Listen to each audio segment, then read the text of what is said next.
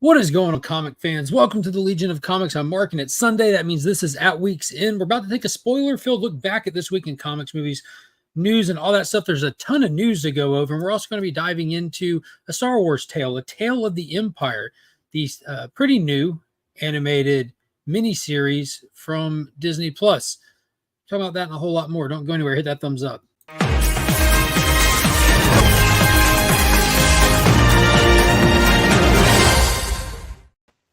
Joined as always by my co-pilot, Mr. Sector 2815. How are you today? I am doing well. How are you? Happy Memorial Day weekend. Yes, and to you as well, sir. Memorial Day, the day in which we honor those that have fallen in the line of service so that we can enjoy this weekend with our family and loved ones or at work, depending on how you spend it. But I hope everybody is having a fantastic weekend. If you're here, we appreciate you taking the time to spend some of it with us. There's some fun stuff to talk about this week. But before we do that, I'd like to put it at the front end of the show as well as the back end. Be sure to check out Sector 2815 over on his channel. You can also find us doing content over there regularly. It's in the description of all my videos. But every other Wednesday, it's the live game show. Guess that key. On the next episode, we'll have who on there? We will have Blue Hellion Comics, who I noticed just damn. joined the chat. And we will have the triumphant return of Superpower Review, Kevin. Oh, Kevin's coming back. Nice. Awesome. Mm-hmm. So we'll have Dan, who's stand-up guy, and Kevin, who's going to lie to our face. I'm excited. That's going to be a fun show. It's going to be a fun show for show. And as of right now, there's not a DC Deep Dive recorded for tomorrow. Correct. That's on me. Just busy weekend. Had to stay late at work. Had some pipes rupture. So didn't get one in. Maybe we will. Maybe we won't. I don't know. That's my bad. It's a weekend to spend with your loved ones, so we'll be back a week from Monday. Are you assuming that people that watch your show doesn't love us? I don't really think anyone will be spending the day with us, although, full disclosure, tomorrow's my birthday. Oh, snap. So, and the whole nation is celebrating in honor of me. Yeah, that's pretty cool of them to do that. Mm-hmm. You gave you your own holiday and everything. Exactly. We are a Legion of Pipes. Yeah, unfortunately, you had a pipe rupture. Well, what it was is we had the ceilings redone not long ago. And when somebody put the molding in, they put a nail through the molding and into a pipe. And just over time, like it was secure in there for a little while, because it was a solid hit. But over time, it just eroded away at it. And I saw running water. I'm like, oh, this is not good. And I don't want to play with the possibility of having to keep water shut off to a kennel. That's like the number one resource that we need and use in the kennel is water. So I didn't play with that. The happiest of the earliest birthdays. Of course, Las Crucius would be the first one to see it. Of course. It's only right. He wished me a happy birthday last May 28th. That's amazing. Morning, man. What time do you guys get here? What is going on? Headquake, hope you're doing good. Dan, good to see you in there. Omnibo is in the chat. What's up, homie? Joe, hope you're doing good. Can't wait. It's going to be fun. Yeah, it should be definitely a fun show. Trev, the shipping guru, is in the chat. What's up, homie? Hope you are doing good as well. He has a show right after ours at 10 o'clock, no matter what Durs tells you. I thought it was at 10:30. It's actually 9 Central, but it's 8. But it's 10 Eastern time. So Durs definitely told me 10 o'clock or 10:30. He did. He definitely did. Definitely said 10:30. All right, so let's dive into some of this stuff. There's a good up there. He is. Since we'll be talking some Star Wars tonight, it's only right that we get our resident Star Wars enthusiast in here with us. Let's see if he can hear us. Check. Hey, can you guys hear me? Yay! Yes. Awesome. Yes, I have figured out my technical difficulties.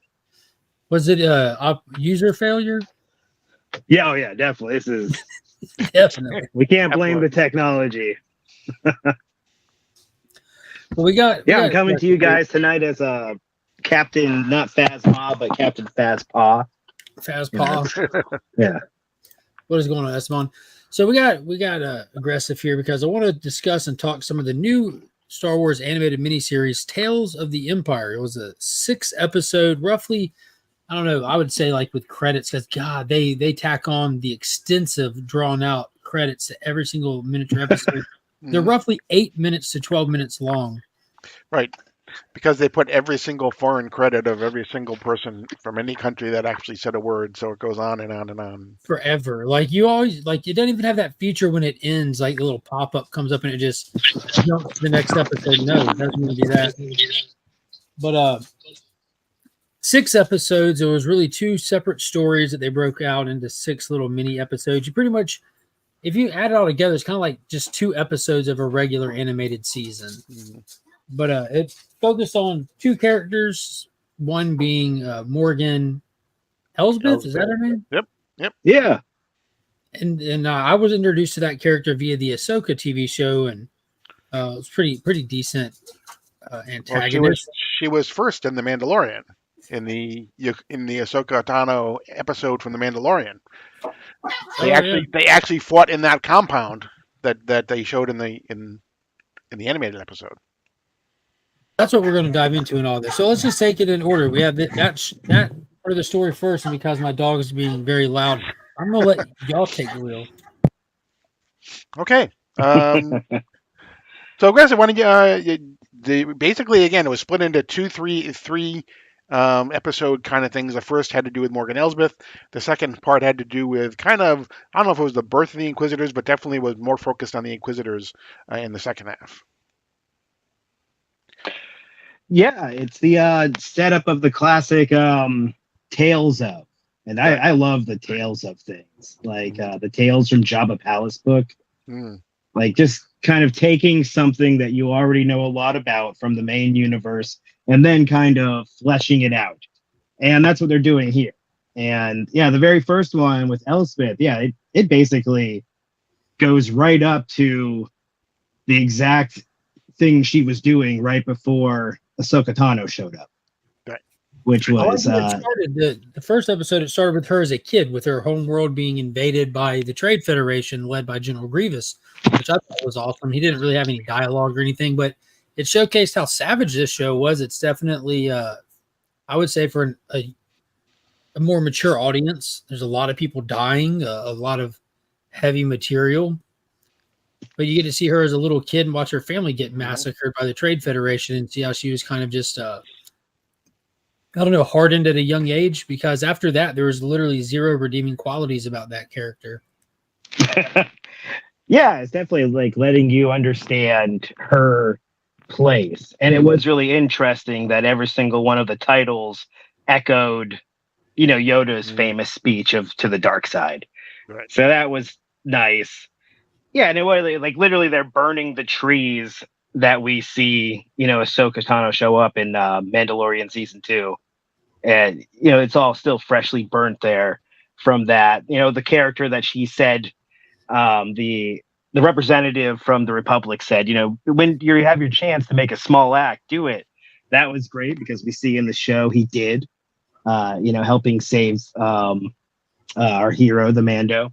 So, yeah, like the way it tied into all that stuff was a lot of fun. And I think, the fight in the beginning where we get to see green flame weapons and overall the martial arts in general really stood out.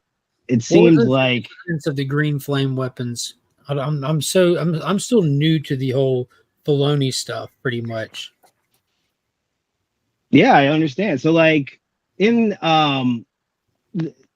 originally when the books were coming out years and years ago in the 90s, there was kind of 2 paths that went. There was like the Jedi Tales one, and then there was like the Thrawn universe.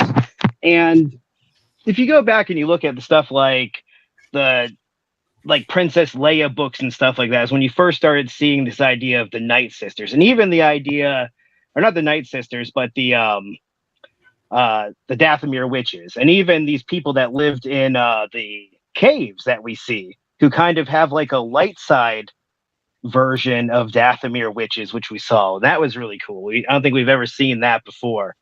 But we see Elspeth breaks out the green blades, like her green sword at the end of the Ahsoka Tano series.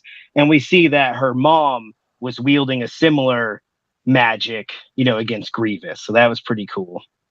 She eventually learned how to use that. But yeah, seeing the what are they called? The Mountain Singer tribe. up and having, another style of Dathomir witch magic. I really like that, and I really hope to see more of that, like a good So that was Dathomir like witch the lady showing up. that portaled in to try to find her kid. Oh yeah, exactly. And then did that giant, like an EMP blast with force. Yeah.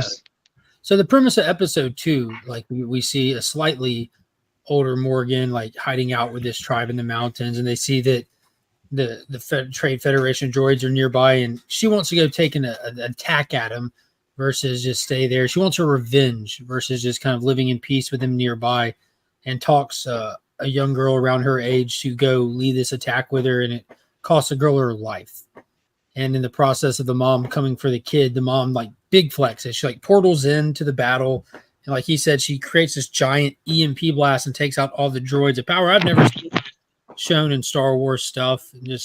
And she had a great line that she said when she did it. She looked at Morgan and says, "Just because someone chooses not to fight doesn't mean they're not capable." I'm like, that was actually really hard. She came in pretty That tough. was a great scene. What is going on, Becker? Yeah, so we see her grow up. Watching it. And it was, each episode, punctuated with her standing in front of fire, representing like her never-ending burning rage. So that was great. Yeah, and the character, like we talked about, I think when we first were checking her out, and what is it called, the Mando, that is Bruce Lee's goddaughter. So you can tell, like, the animation's trying really hard to live up to that in the martial arts. The scenes, that was some of the best, as good as any fighting anime ever was. This season was incredible with all the stuff with Elspeth. So yeah, that's a lot of fun, and giving us, more into her backstory, letting us know, why she has so much hate and why she is interested in hooking up with Thrawn. And that was the other really interesting thing about this, is they leaned into some very old lore that she was a pivotal part of the advanced TIE fighter program that ended up losing out to the Death Star. Before we swing to episode 3, Paul, what did you think of the first 2 episodes? It was good to get the backstory on her that we hadn't seen before. I also think, everything looked pitch perfect to exactly what it looked like in the Mandalorian series. When you saw her compound, it was exactly the same. It was like they just lifted it right out of the live action, and it was great. I wasn't as into Morgan Elsbeth as I was until I saw those 3 episodes, and then it was like, okay, she's pretty bad. It's unfortunate we know how she ends. Right. But I guess like that show, the Ahsoka show, they did bring some stuff back from the dead. So I can imagine like it's not a far stretch to see Star Wars go into that territory where death isn't the end kind of thing. Oh yeah, it's the famous line, right, from Luke: "No one's ever really dead." Yeah, but no matter what, she ended, she died having completed her goal, her great service to her people. She got where she was trying to get to, and, might have, she ended up having the ultimate power of her people too there at the end. So, yeah, I think she kind of lived up to what she wanted in her life. It's a very sad life, though. Yeah. I guess we'll find out more about that planet eventually that Ahsoka Tano's stuck on. Yeah. When it was kind of funny how they like switched between Thrawn and Ahsoka, and like everyone who they went to go find on that planet ended up left there, and the people that they wanted to go find ended up off the planet. So I don't know. The Force works in mysterious ways. I was having to multitask watch this show this week, but I guess I missed like those little details of the setting of these episodes and tied into the Mando stuff. Yeah, that one episode where they come to assassinate, things have not gone well. according to the people she's governing, and kind of the relationship of that place when we find it with Ashoka Tano was all informed by that episode. That was really cool. And like you said, it was cool how she was attached to the Empire's TIE fighter program, and how she was just, I don't know, she's kind of just playing every angle she could to find a way to amass some form of power and use it to take it back to get her revenge. But at that point, who would her revenge be against?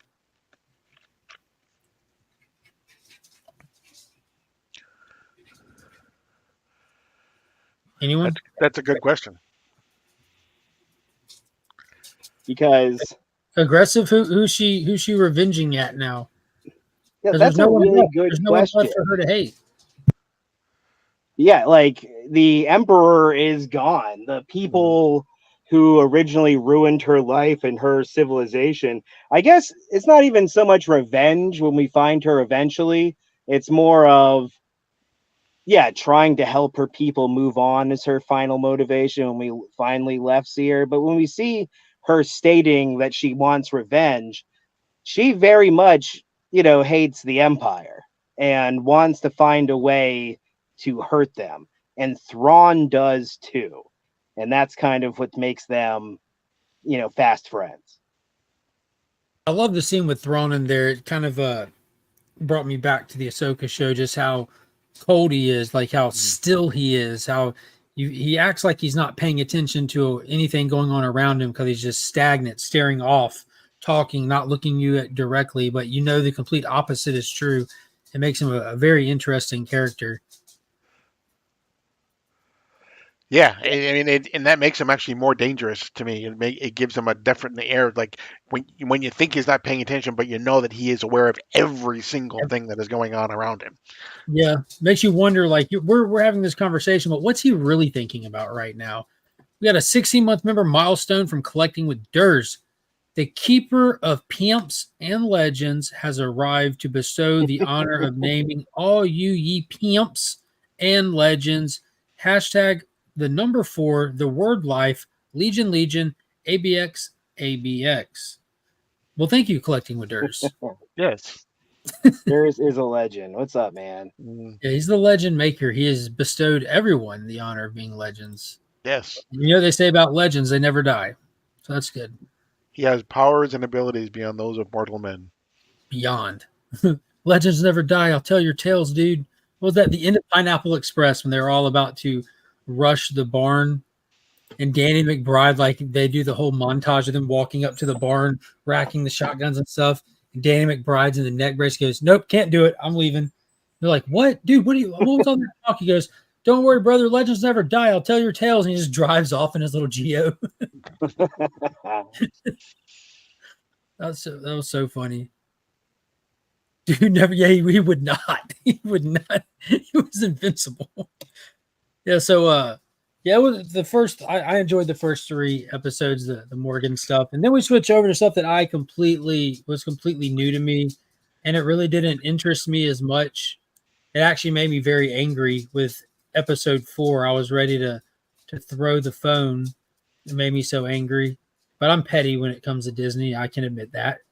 But by the end of the second story arc, I was more curious than anything. I was ready to get on here with some people that might have better information on this than myself. But can someone set up the stage? What's the context? Who is this character we're learning about? This young child that gets brought into the Inquisitor program and trained up.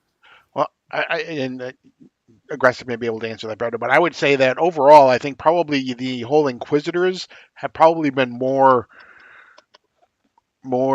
prolific in the comics than anything else. I would say they've been seen more there than they have in anything else. So that may be why you weren't necessarily aware of them. Well, I knew the Grand Inquisitor obviously from like Obi-Wan, and I have watched the lion's share of Rebels at this point as well. Right, but there was a whole, like in the Darth Vader series, there was a whole thing that was done about how they unpacked them and everything. Yeah, exactly, and how Darth Vader was, leading the Inquisitors to hunt down any Jedi that were still alive and things like that, and how he hunted down the curator or the head librarian, whatever you want to call her, of the Jedi archives, and yeah, she was very helpful in Star Wars: Revenge of the Sith. Mm-hmm. PlayStation video game. Mm-hmm. Yep, pour one out for her. Yeah. Yeah, so I will say this. So like the Inquisitor, or like our Jedi, they're Sith, whatever you want to call them. I have become more used to and comfortable with the idea of there being so many Jedi, Sith, whatever, alive after Order 66.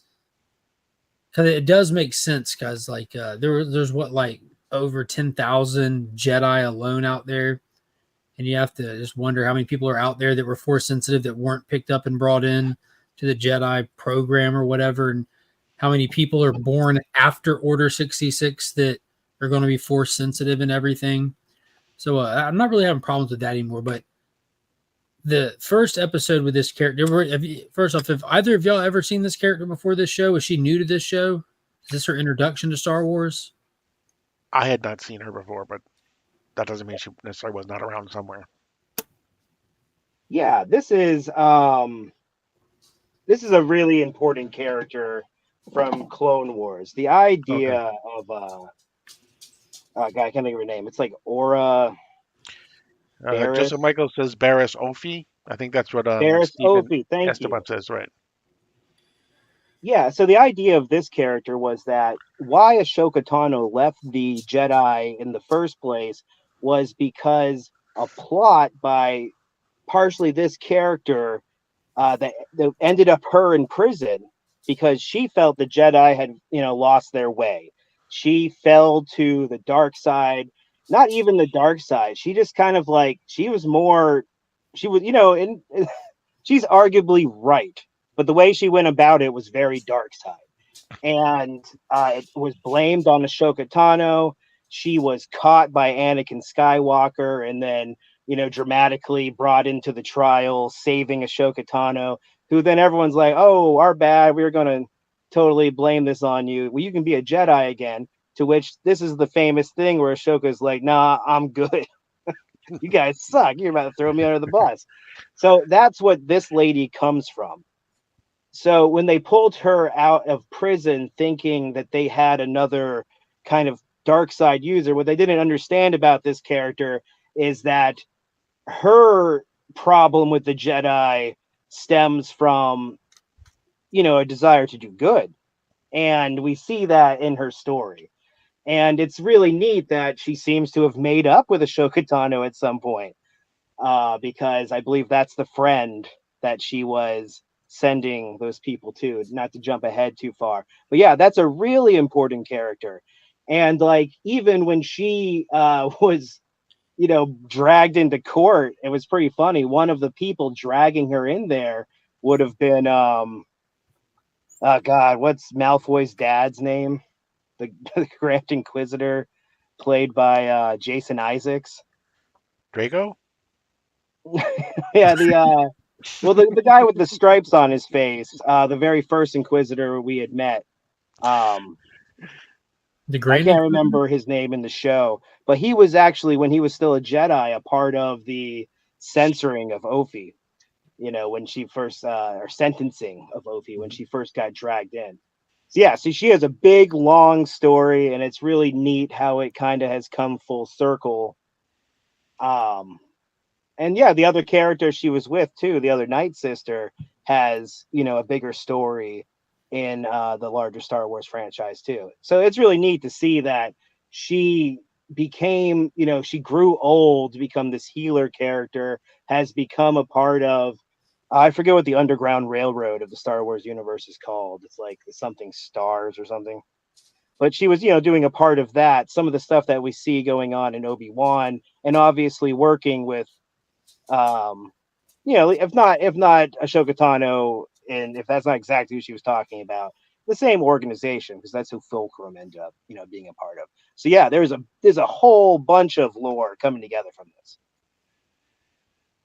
So for context, all right, episode 4 is this character Barriss Offee when she's a kid getting brought into the Inquisitor program with a bunch of her peers that made to do trials and tribulations all the way down to the final 2 where they're left to fight to the death.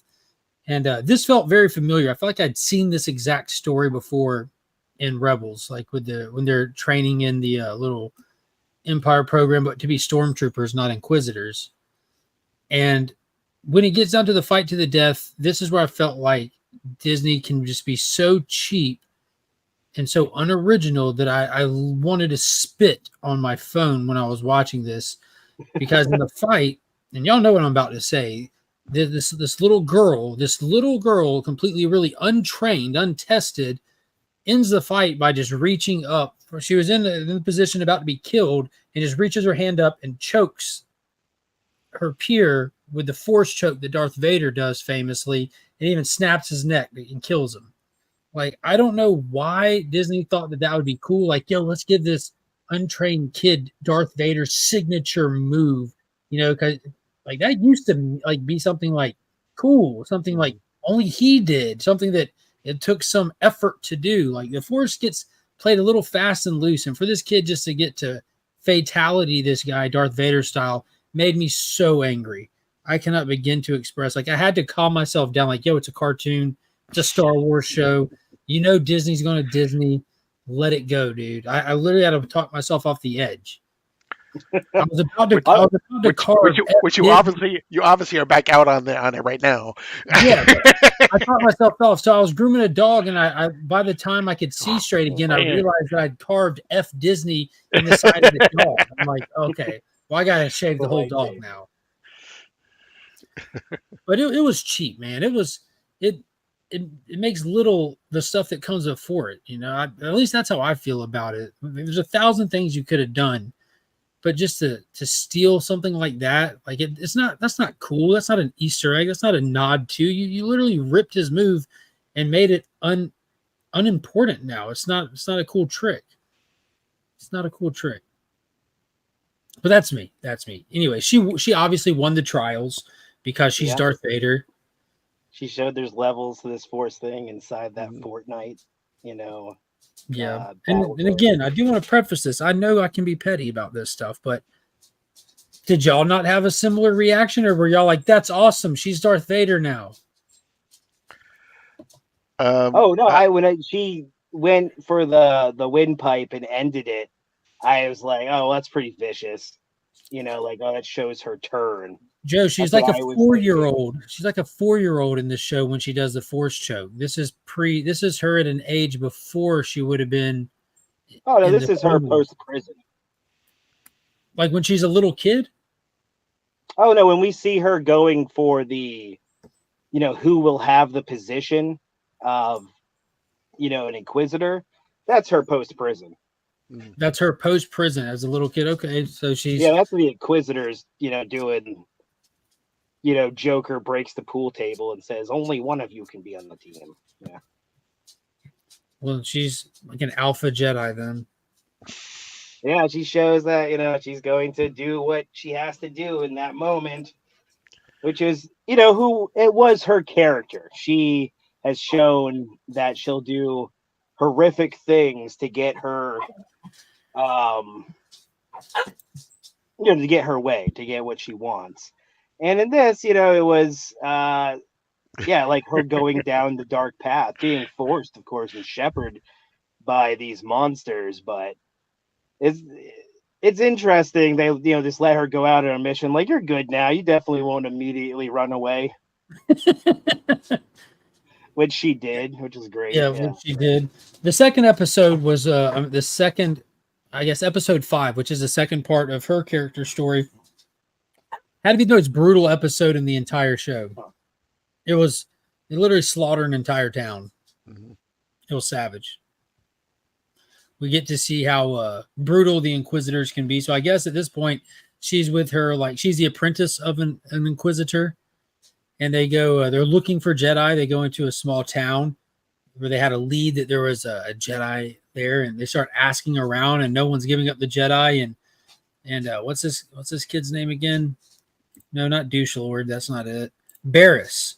Barris notices a kid running away and like ducking and hiding, obviously like he knows something. And she actually goes over there and takes off her really cool designed helmet, which she definitely had a pretty dope helmet.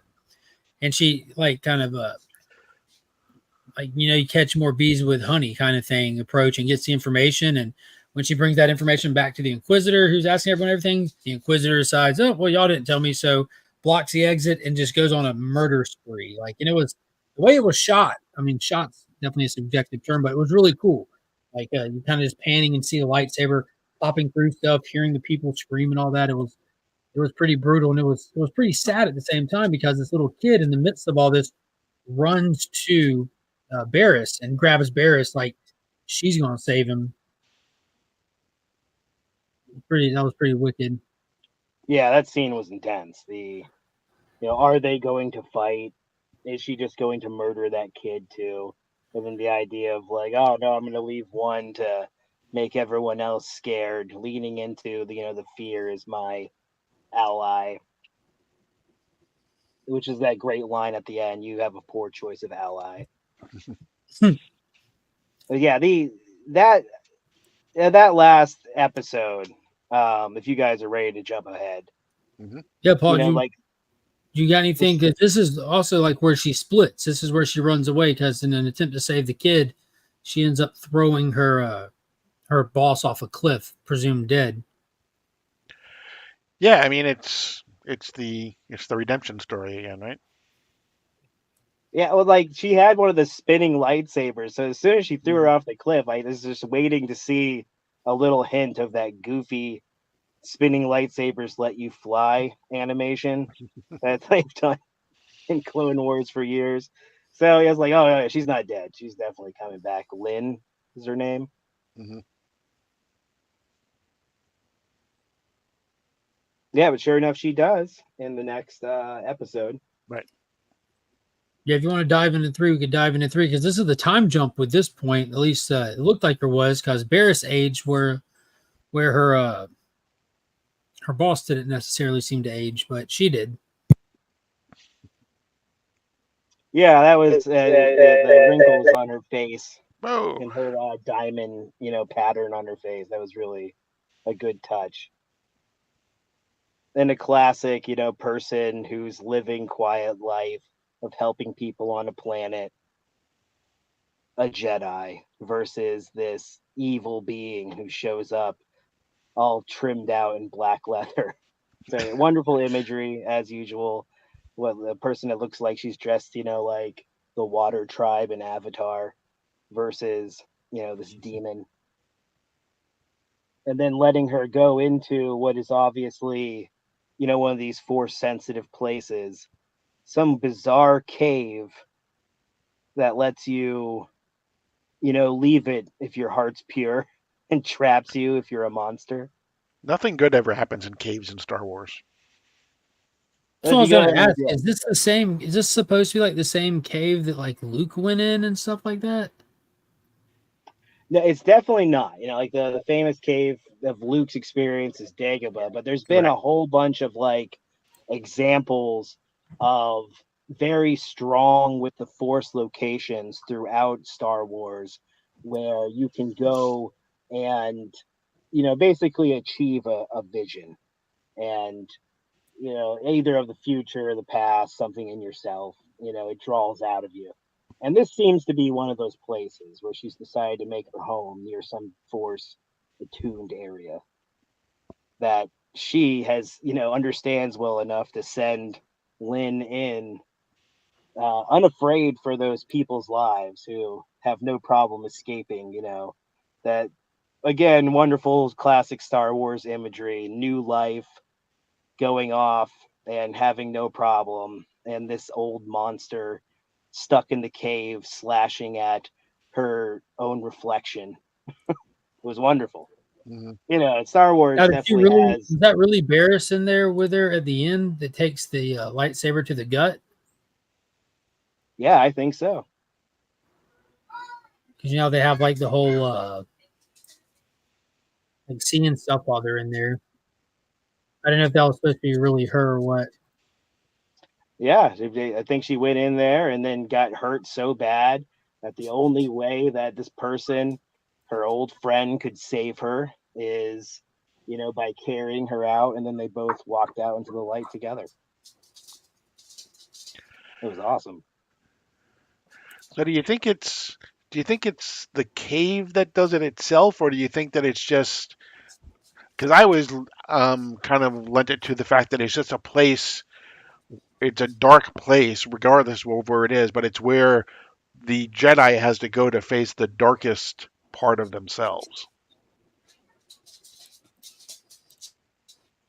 Or is it Yeah, just there's a bunch or of is it the cave? places that can achieve, that. That seems to be one of them. Uh, I didn't notice if they said what planet they were on there. Mm.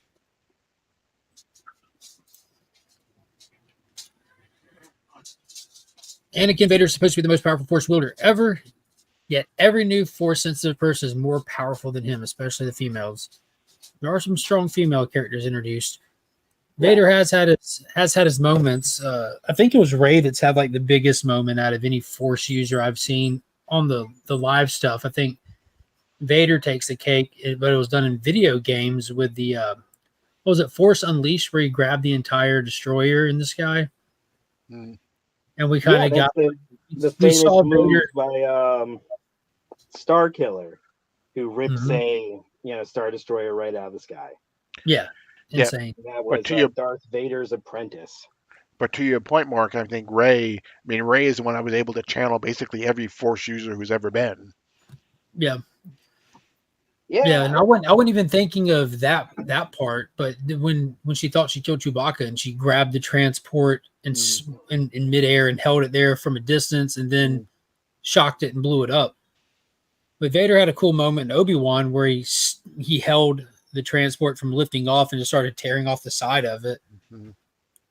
You know, yeah. If we want to start talking like feats performed in the Force, I really don't think many people have topped Vader. I could go into that for like a little while. And the idea of like Ashoka Tano going on to be, more powerful, or Luke or Leia going on to be more powerful in the Force. It's like all that is a feather in Darth Vader's cap. Like, Yoda says, they are what we grow beyond. I always wanted to know what was on Yoda's mind when Dooku tried to shock him and he just held his hand out and caught it all and held it as a little energy ball before he absorbed it and told him much to learn you still have. I'm like, what does this little guy know? That's still my all-time favorite Star Wars movie. Glad that worked, I am. Yeah. Yeah, what do you think that Vader's like most impressive feat, or one of them, if you just had to rattle one off the top of your head? Well, picking up the Emperor and throwing him over a cliff is one of the cooler ones he did. But as far as like really cool feats, yeah, there is lots of different things he's done in books and video games. I think one of my favorite things he ever did was he did the scene from Top Gun in a book. I think it's I forget exactly what the book is called. It's the one where Palpatine and Vader get stuck in a cave together and kind of just have to buddy cop through it. It's a really good book. I can't remember what it is. But in that book, he flies inverted, like the scene in Top Gun where he gives him the finger and takes a picture, and just force chokes the other pilot. Like he can see him, gets a line of sight of that guy, chokes him out, takes down the ship, and then goes to work as Vader. So like that's a great example. Or even just the various things he did as Anakin, which were incredible. The opening scene of Star Wars 3, The Battle of Coruscant, where he just runs through there, demolishes everyone, and then lands half a ship in a city. As I'm trying to think of things like Rey Skywalker, as far as feats. I'm trying to think of things that like top. Because Rey's thing is that she shows up where the bad guy's somewhere talking crap, and then Rey shows up and goes, "What now?" And then she, kills him and steals someone's car and leaves. And that's every single Rey story if you look it up. She's pretty cool, but as far as She's pretty cool. well, she's like real gangster. She grew up on that desert planet. She does like she sees someone running their mouth and she shows up, says like, "What now?" Normally ends up on top and then steals someone's car and leaves. So that's Sludge said Lords of the Sith was the book. yeah, Lords of the Sith. Thank you. Yeah, that's a great one. It's one of the few books where you get a little bit of Palpatine's inner monologue, which is always the funniest thing on earth. Bog said Luke getting shot at, and then Kylo Ren tries to cut him in half, and it fails on Salt Planet. Was an impressive feat for Luke. Man, I don't want to get started on that movie. Yeah, the force projection of Luke at the end of that to save everyone. I always loved that because, like, when you brought Luke Skywalker back, no matter what, you had to make whatever his next big thing is, his next big punch, had to be non-violent. Because, you know, that's what's his ultimate thing, is he threw his lightsaber away and conquered with, you know, peace and love, inspiring Darth Vader, another monster, to act on his behalf. So he didn't have to do anything. He just won the day, you know, with, you know, being a Jedi, not through force. So the next time you see him, you had to give him some amazing thing. Like, if I had been writing it, I've always thought it'd be cool for him to, like, freeze two fleets. Like, two fleets are about to fight, and he stops a Star War. You know, like, that's when I was thinking about what would I do to bring back Luke and you have another big moment. But the idea that he does show up, you know, does a fight, but he really wasn't there, makes their leader look bad, and then fades away, having done exactly what he needed to do to save everyone. I thought that was a wonderful use of Luke without going. Man, they crapped on Luke. I'm sorry. I can't hold my... They destroyed that character so bad. Well, I mean, I get the concept behind you, and I didn't even ever think about that. Like, Luke needs to be like some kind of like Zen pacifist. And that would work if he was a Zen pacifist. His actions don't match his actions. He has very inconsistent actions through the movie. Like, being a disgruntled hermit is not being Zen. It's just he was just an asshole.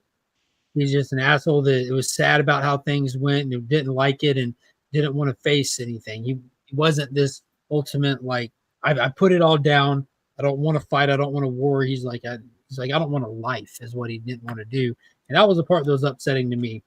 And they should have, like, while what I agree what you say makes sense in concept, it just didn't work in execution for me. That being said, he needed to just put his hand out in the air and drag those AT-ATs down. That would have been be cool. Something we've never seen before. Just one hand, tip them all over, and just stand there and wait on Kylo to crawl out of one of them and then come face him. And then he could have done the projection thing. But you give him that 1 feet to make Kylo have to walk out there to him, other than them just shooting at him and the smoke clearing and he's still there. Like, oh, how do you do that? Oh, they missed an opportunity with that. They missed a huge opportunity. But they did not miss the opportunity of have him milking a big manfish mermaid and drinking its pus. Was that pus that he milked out of it? Green milk, right? Milk is very subjective. He is a fan of milk. That is established canon. I don't understand. It does the body good. It does. Builds strong. Look, man, win on Octu, live as the Octu. No, I've got I think I'm the king of hot takes when it comes to the Star Wars movies, though, because my favorite Star Wars movie ever made out of all 9 of the saga is Episode 2, hands down. Episode 2, I love it. But out of the sequels, I legitimately liked Rise of Skywalker. Like, I had so much fun with that. Like, I felt like it went in a weird direction with The Last Jedi, and I thought like JJ was doing the best he could from like where he went to get it back to where he originally wanted it to go, maybe. But it just felt fun, and there was some really cool stuff. Like, I like the introduction of the diodes or dyads, however you say it. I thought that was a great concept, and that scene when Kylo finally makes it there, and he's like runs into the Knights of Ren that we didn't really get flushed out, and he just kind of does that little moment where he puts his hand behind his back and pulls it back out, and he's holding the lightsaber. And he kind of shrugs at him like, what are you going to do? You know, you got a lightsaber now. I thought that was really cool. Her channeling all the other Jedi, like Paul said, because it's no secret, it's not new to Star Wars at all that you can convene with fallen Jedi. So in that moment, why wouldn't all those Jedi be trying to talk to her? All she had to do was listen, kind of thing. I thought that was cool. Like, I got goosebumps in the theater when they did that. I'm like, let's go. Like, that was a huge moment for me. Yeah, he thought it was the worst Star Wars movie ever, but that was The Last Jedi. So Man, Rise of it could be the Skywalker second is worst. awesome. Yeah. That moment, like you said, where he shrugged, like I think one of the Adam best Driver's things with a those. national treasure, so it's hard to be too mad at stuff with Adam Driver in it because he's amazing. Well, exactly, Adam Driver in that scene, he he made you want a Ben Solo. Like out of all the things that when he shrugs and is channeling Harrison Ford's like charming behavior for a little bit, he's not being brooding evil guy. And for a second, we get like a hint of like what could have been if they had let that character be a Jedi. And you want that movie so bad watching it for like a few seconds. It's one of the best things JJ did. The second he shows up as Ben Solo, that movie's working so well. He would have been The such a moment, wonderful. the first time you get to see him as Ben Solo, I thought was like like it was beautiful. Like when he actually sees his dad after the fight with Rey and everything, and he's kind of like snapped out of like the whole dark side thing, and he looks at his dad. He just says the words "dad," and he just says, "I know." Like you're like, oh my god, like that was good. Now that was good. Like the guy who said it is saying it again. Like he didn't even have to say "I love you" this time. All he had to do was say "dad." And you just feel it. Like especially if you got kids or if you think about your own dad. Like I don't know, it just hit me right. Like I was wanting a good Star Wars movie, and at the time, like The Force Awakens was just whatever. It was there. The Last Jedi, like I think I threw my popcorn at the theater screen in that movie. It was the worst thing I've ever seen Star Wars. And then this one I thought did a lot of damage control. It was a lot of fan service, but just kind of like with Spider-Man Far From Home, it was fan service that paid off. It wasn't like a standalone, this great Star Wars accomplishment, but it was fun Star Wars fan service with a bunch of like individual moments that really added up to a good experience for me. Hello. I'm using my blink beak to cover up my tummy. You sure? Like it looks like a toga. I was gonna say. I swear. I look like an Indian. Like an Indian? You're like the one part that's sticking out. Oh yeah. You're like the emperor of the Landrum household. Hummus. No. Emperor Finn. Indians look like this. They have one part sticking out, one part not. Okay, that's good to know. Thanks for sharing. Bye bye. He's very excited. Should be. Spider-Man No Way Home. Let's see. Jason, Jaina, and Anakin Solo would have been better than Ben Solo. Yeah, I don't get why Disney just didn't like, hey, the story's already there, let's just make it.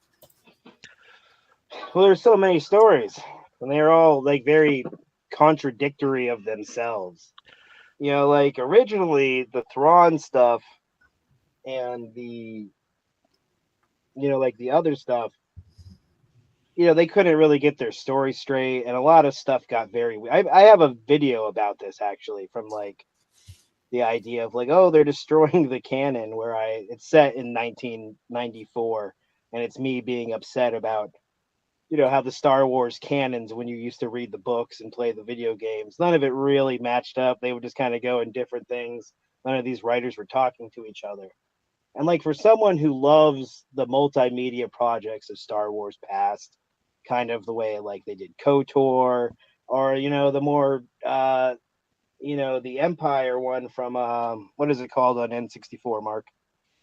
Shadows of the Empire. Shadows of the Empire, one of the greatest Dash Rendar, projects of all time. Yeah, Dash Rendar. Exactly. So like nowadays, seeing how it all matches up, and the way the books and the comics and these TV shows and video games are all telling one story. I prefer the story where we're getting, and where we are getting a bunch of callbacks. Like the idea that Elspeth was working on these TIE fighters is a story from the TIE fighter game, from the 90s. And then the idea of like the Night Mothers, again, it was like a story from like the courtship of Leia from the 90s, where you first kind of were getting the idea of these Dathomar witches. And now we're getting a story that has taken the best elements of kind of all of those things and is using them in a way that you can even kind of still enjoy a bunch of the stuff from the 90s, old shows and comics and things like that. And you still see those things get a little bit of love. And then even with the Lego stuff that that Star Wars is putting out, it's a great place where they keep using kind of bigger ideas that they want to hint towards or give the audience something. Like, I don't know if you guys have seen the recent reveal of Darth Jar Jar coming to the Lego Star Wars universe. Oh man, that's awesome. I've watched a lot of the Lego stuff. Finn loves watching those Lego movies. Well, if you look at the Lego Christmas special, for instance, it's very clear about the idea that Finn is a Jedi and Rey is trying her best to open this new Jedi school. And then they go on a weird time traveling shenanigans. That is very funny and definitely check out. But then no one will tell me that Finn isn't a Jedi in the future until something says that canon's not true. And the same thing goes for the idea that there is a hut that's taken over Darth Vader's castle on Mustafar and is now turning it into a bed and breakfast. And that hut has Master Shake's voice from Aqua Teen Hunger Force. All of that's canon for me. Real quick, what's your favorite Star Wars game? Vogs is Star Wars Battlefront 2 for the Xbox 360. Also, Unub is written by John Williams' son, who was lead singer of band Toto. I didn't know that. I've seen Toto live. They opened for Journey. That was awesome. My favorite Star Wars game is probably, this sounds weird, but probably Star Wars Episode 1 Pod Racers or Star Wars Battlefront 2 for the PSP. Because that was the first time I could free roam around as a Jedi or as Jango Fett, which was really cool. Pod Racer was so solid. That game still holds up, man. Yeah, it still does. Yeah, it really does. Holding the up while you're trying to steer to get your boost up. That game's really great fun. Game. I'm a huge fan of the KOTOR games. So KOTOR 1 and 2, I've spent way too much time in there. That's Knights of the Old Republic. Yeah. All of that stuff. Spent way too much time doing. Oh no, my thing fell. Well, have you dabbled in any of the Star Wars games? No. But I loved all the Knights of the Old Republic, all the comics and everything. Those are all under Dark Horse, right? They were, yeah. Mm-hmm. See, Sledge said the contradictions came from later writers. The original stories were congruent. When they started letting any random person with their feelings into it, contradictions are everywhere. Yeah, I think one of the worst things that Disney did was when they took over, they basically said everything that came before was gone. Gone. It's all legends now. You can read it if you want to, but we don't care about it. I mean, well, at that point, it was a disaster. There were so many different continuities. But look what they did with Transformers. Transformers has existed almost just as long as Star Wars in multiple mediums nonstop. Better part of 50, 60 years almost. Almost 50 years. I mean, it's been going nonstop. And they did this thing where they had this, what's called the Alliance timeline, where they pretty much said, you have all these stories and everything, but you have an Alliance timeline. It's pretty much Earth Zero type stuff. You know what I mean? They're like, there's no way we're going to discredit everything that came before. But for example, Transformers 1 that's coming, the animated movie, it looks like that origin story that's being told in that is heavily inspired by the Alliance timeline, which they took all these different parts like Orion Pax and D16 being friends before the fall, obviously, the whole brothers thing, but different class citizens, like Megatron was a worker while Optimus was high society and stuff like that. And they have what's considered this is our canon. You don't have to follow it. This show might or this show might not. The Rescue Bots don't. Michael Bay stuff is its own thing, but they do have a hardline canon. It's the rest is Elseworlds, and that's okay. It works for them. Yeah, or you could do something with the World Between Worlds, right? Yeah, exactly. That whole thing they introduced in Ahsoka, that was amazing. We should do that more often because Anakin's there. Let's go there. Right. Maybe Jango's head is in there with him. That is where Anakin's hanging out nowadays. Yeah, that's his spot. On Comic-Verse, we talked about what character deserved their own series, not in movies. Who y'all pick? I say Darth Plagueis the Wise. I had Jango Fett all day, every day. You know how easy it would be to make a Star Wars bounty hunter show, like the same format that we just got. Like, give first 3 episodes you focus on Jango, then the next 3 you switch to a different one. Do like an IG-88 little story and bounce around. There's so many cool bounty hunters that just their aesthetics alone would make the show fun. You could call it Tales of the Bounty Hunters. Bounty Yeah, you're Tale. not wrong. That's immediately a solid idea. Yeah. You just get to go tour around the galaxy, have standalone adventures, deal with like interesting, weird parts of the Star Wars universe you don't see often. It'd be neat. Yeah, we definitely get to showcase a lot of the world that you don't normally like, the deep seedy stuff. Like give Cad Bane a couple episodes. You know, everyone wants more Cad Bane. Like they kind of did him a little dirty. They introduced him just as a fall guy, which was a kind of a bummer. I don't know, man. Cad Bane and Rick Flag's deaths were way too specific. They zoomed in on things for some reason. These guys are coming back. Yeah, I have a feeling we know what they're going to do with Rick Flag, and we can shift gears and talk about that. But I want a Zam Wesell episode where Zam Wesell isn't dead, but the shapeshifter chick that had a few stories in the Dark Horse days with Jango Fett. Ironically, they were close, saved each other's lives a few times. And then Jango assassinates Zam in the opening scene of episode 2, or close to the opening scene.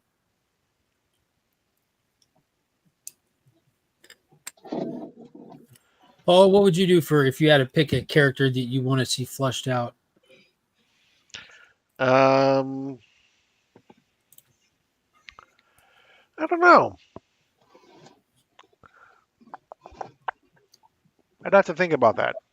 I'm not prepared to divulge my answer yet. Oh, my laptop's about to start yelling. Uh-oh. There it goes. Y'all There you can go. Okay, now I have to come up with one, I guess, now. Maybe that little kid who controlled the broom. No, Casino Planet. yeah, exactly. There is a book that's set on the Casino Planet that I cannot recommend enough to Really? anyone. It's just called Canto Bite. And it's Okay. kind of like these tales show, where the whole idea is you see 3 different people in this world and you see their little tales, and they kind of, live in the same part of time in the same place, but their stories don't overlap too much. But you follow like a space sommelier who is the person who knows the most about space wines on every planet. And it's who you go to when you want a really nice bottle. And then there's another guy is like a forearm guy, and he's a masseuse on that planet who's trying to do what's best for his daughter. And then you meet this other guy who's kind of like a hapless mark who got sent to Vegas, essentially. He won a trip there, but he doesn't realize he's being used, and shenanigans ensue. We But have our own hapless mark. yeah, yes, very much. Not like our mark, but a hapless one. Okay. But yeah, wonderful story. And you could do a lot with Canto Bite. It's Space Vegas. Nice. Yeah, you But if mentioned I was Rick to do Flag. one, definitely High Republic. Follow Avar Chris being awesome. She's my favorite character right now. She's your hall pass. Oh man, Avar Chris is the. But yeah, they're kind of like in the newest book for the High Republic. They're setting her up as falling in love, and it's going to be a downfall. It seems to be informing kind of Yoda's view on running things when he gets, to be fully in charge. We don't know what happened to Avar Chris, but she's, the leader of the Jedi a couple of years before this new show, Acolyte, hmm which actually features a character from those books too. We see in that, And the one with the lightsaber whip. yeah, and they've been all sorts. I've been reading all sorts of things about. I saw the the trailer for it, but some people are up in arms about the laser whip. Yeah, yeah, they always are. Anything new, people Yeah, are like, exactly. "Hey, that what is that? I'm mad at this." And then They're some other twins. person is I'll see immediately going to the be rumor like, that well, it's not a rumor. They're twins. The acolyte. There's a good one that was recruited to the Jedi, and one left behind that wasn't, and that's the one out there trying to kill everyone. It's in the IMDb credits. The actress is playing two separate characters. She's twins. Hmm. But there have been people in the Star Wars. The whip looked really cool. You know what's not cool is not creating a whip, because if you don't make a lightsaber whip, what you do is you give your Inquisitors Darth Maul's weapon and you make it automatically spin around because they don't know how to move like Ray Park did, and they're cheap, lazy, and Disney needs to do more original stuff like make whips. So I give them credit for the whip, and that's from something Nope. else. That's from Rebels or something, right? "Yeah, exactly, like everything else." If you're like, "Hey, where did that come from?" The answer is, as normally, one of the 1,000, weird paperbacks Right. from the 90s. Is it Acolyte or is it Skeleton Crew that's set during the High Republic? It's Acolyte, right? Yeah, that's right. It's set the furthest back we've ever seen Right. in live action, but it's set closer to the Phantom Menace than any of the books and the comics that we have seen from the High Republic stories. Okay. I collect very few figures. I have Jango Fett, Boba Fett, and the Sheriff from Mando, which is I have Jango's armor through the ages. That's what I have. Jango Fett, the greatest Mandalorian that has ever lived. Period. No question about it. He single-handedly beat the shit out of Obi-Wan. You know, he's the GOAT when it comes to Mandalorians. It took Mace Windu to take him out. A damaged Jango Fett at that. I love Mace Windu as There's well. a reason they picked him to be the clone, right? Yeah. If you want to see his exploits, like they're all over the place in comic form. He has a series out right now, which Ethan Sachs is writing it. The amazing, awesome Ethan Sachs, who did like Old Man Hawkeye. He did the Aquaman movie tie-in book recently for DC. He's doing Django. I got the movie photo cover because I wanted a nice background. That's one of the few Star Wars books that I own. Is the first appearance of Jango Fett in a nice 9.8. Jango's just the man, dude. I don't know he's just cool, super cool. He's all the clone troopers were Jango, but still just Boba's just a clone of him. Lisa, yeah, like when we were talking about the books, when you go back and you look at some of these books from the 90s, some of them talk about the Clone Wars. I have a couple or 300. And the things they say about the Clone Wars are crazy in the context of what eventually Lucas ended up doing, with the prequels. So it's another one of the reasons why you couldn't really use a lot of that old lore, because it would be like, like in some of the old, like I think X-Wing books, the clones were, the bad guys. All right, well, it's already after 9:30 here. Let's do a little bit of shifting gears. There's a couple of cool things that happened this week. I'll potentially get some feedback from you guys, and then since I have both y'all here, I'm going to need a weekly update on some Star Trek stuff, because I'm sure some stuff has happened over in that other galaxy far, far away. But this time, I guess it'd be in the future. But before we go any further, I do want to remind everybody that Heroes Con is coming up fast. Make sure you get your ticket, Vogs, and we'll see you there, Vogs. Since you live there, definitely like to see you there. We'll be at booth 1769, and we will have some really cool exclusive stuff. We made our first announcement. The Comics Curing Cancer art book will be there. These are just a couple of the pieces that you can find inside of the book. Featured artists include Austin LeMay, Showtell Arts, Michael Rushbrook, Taylor Winder, Crazy Morris, Ignacio did that wild, beautiful Superman right there. And there's countless more artists included on here. Be sure to follow Comics Curing Cancer on Instagram and follow these other artists as well. That is going to be sold exclusively at the Heroes Con booth. We're not taking orders on them. If any remain after the convention, which I hope they don't, and I doubt they will we'll post them up for sale. But if you're looking to really want one and get one, we hope you do. Reach out to people that will be at Heroes Con. You all know numerous people that will be there. Just please don't reach out to myself, DJ, or Rob, as we will have our hands full that weekend. It's going to be an event. It's going to be an event.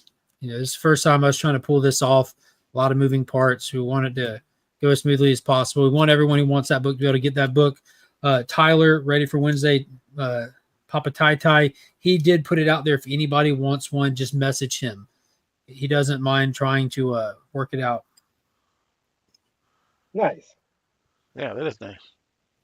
Also, in equally awesome news, did y'all see the news? What news is that? Yes, I did. Monarch season 2 is wow. coming. It was greenlit, but the creator teased an even bigger season 2 featuring King Kong. We saw King Kong at the teaser at the end of the season 1. And I'm excited to see that we'll be getting a lot more, because that's a huge missing spot in the timeline of the Monsterverse, with the events of Skull Island just being ravaged by the Forever Storm. And it'd be interesting to see what's happening now that Apex set up shop on the island as well. I'm big excited for that. Big excited for that. Did not hear Battlefront 3. I'm not surprised. I'm just surprised we're not at Battlefront 7 by now. Yeah, that is the comment. Definitely. Yeah. That's surprising amount of control. And another big news, I am a McFarlane collector. I love me some McFarlane stuff. He made a huge announcement this week that he has a limited license project, whatever, with Marvel Comics now. Historically been at Hasbro, and I guess they're not exclusive to Hasbro by any means. They have statues that come out. They've got the Marvel Select line that comes out through Diamond. They have all kinds of stuff. But McFarlane's got his hat in there now, and he's doing these diorama-style statues, and he's doing them based off his previous covers that he's done for Marvel in the past. And there's a lot of them that I can show you, Spider-Man 300, some Deadpool stuff. But the one that really caught my eye, got me, and I'm definitely going to attempt to pick it up. I hope it doesn't sell out. Can you guess which one it is, Paul? Godzilla. Close. Captain America. This right here, you can see the cover it's based off of. It just looks fantastic. I don't know what it is. I like the light blue on it, all the the inker shadows and everything. I love the way this looks, standing on top of the tank. I'm interested to see just how far this Marvel license goes. He has Power Ranger stuff now as well as Transformers, but he hasn't done anything extraordinary yet. Just little 3-inch guys. So the two that we've seen, which is his ASM 300 and his Captain America, are both based off of his covers. Yeah, that's the only ones he's doing are the ones based off of his covers, I believe. Mm-hmm. That's really cool. I got to go check these out. I hadn't. Yeah, the 300 is the one is coming. That looks cool. It's super dope. Yeah. That Captain America is, although you don't see the tank on the cover, but. Or the background. Yeah, he definitely changed it up a little bit. Yeah. They should have done one that had both of them, both Spider-Man and Captain America there. Yeah, that would have been pretty cool. But yeah, that's a better shot of it right there. Kind of get the idea of the cover of Spider-Man 323 there. It is awesome. So that's not really a figure, right? It's more. That almost seems like it's more like a statue, right? Statues, yeah. Yeah. Statues. Okay. I have no clue how big they are. Yeah, I wonder if that's a real comic beside it. It should be the size of a comic, right? Since it's imitating it. Yeah, because I know some of the some of the DC statues that he's done, like the one I have, the Superman, it's bigger than the normal figures that he does. It says a 1/10 scale, so I'm guessing these would be 10 inches, something like that, maybe. I don't know, but that Captain America is sweet. I hope it's not too small.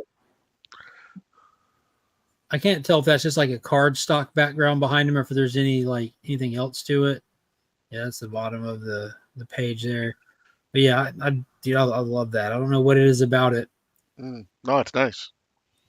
I don't know. Definitely looking forward to checking that out. When they drop more information, I'll be on top of that. definitely be on top of that. Yeah, I agree. It would have been cool to have Spider-Man there too. Yeah. ASM 316 would be cool. Yeah, get a Venom one in there. What is going on? Still only 35 cents. Yeah. Well, it's not about the size, Mark. Very true. Very true. I plan on getting Spider-Man and Deadpool ones. Todd, shut up and take my money. It's not about the size; it's how well it presents itself. Yeah, Todd did a conference and announced all kinds of stuff like next waves of figures and everything, and he showed off the traditional Dark Side figure that he's doing. Paul, it looks just like the you remember the Superpowers Dark Side figure from the 80s, how we had the cape and everything.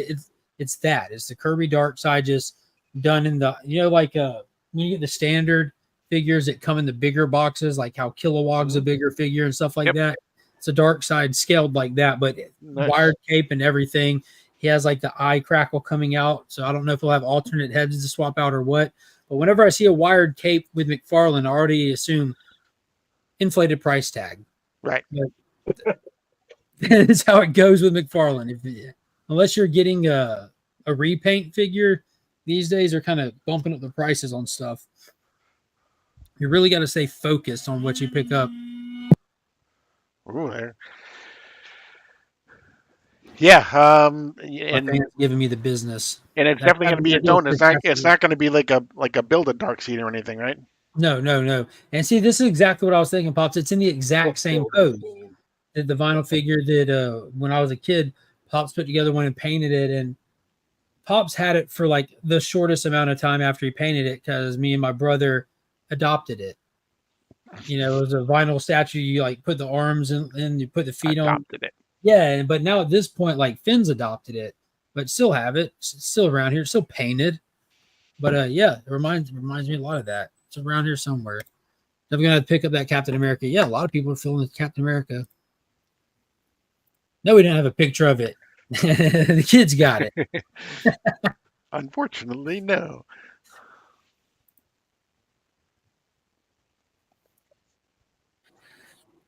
See what else was on the hit list. The Green Lantern news this week. Huge news coming out of the James Gunn's DCU. We have showrunners and writers attached to the HBO Max TV show called The Lanterns that James Gunn initially announced about a year ago with a big announcement drop saying that it would be kind of like a detective show in the vein of True Detective, released on HBO Max, focusing on two Earthbound Green Lanterns, Hal Jordan and John Stewart, as they uncover a mystery that ties them into the greater event happening in the phase 1 Gods and Monsters stuff. So huge announcement with that they announced the two writers as well as the producer, which is David Lindelof, who's producing it, most famously known for Lost, Watchmen, and numerous other wildly successful and ridiculously high quality projects. And Tom King also is part of the writers as well. Yeah, which I couldn't be more ecstatic about that. It made me I tried to think back, and I couldn't remember off the top of my head, but do you remember who wrote Green Lantern, the Earth 1 hardback, 2 volumes they did? I don't. But that was what I was going to bring up, is I kind of hope that they don't do, because that was the art that they used in the announcement, was they used the Earth 1. It wasn't, it was Gabriel Hardman, right? Didn't he write and do the art, I think? I can find out. I don't know why we're.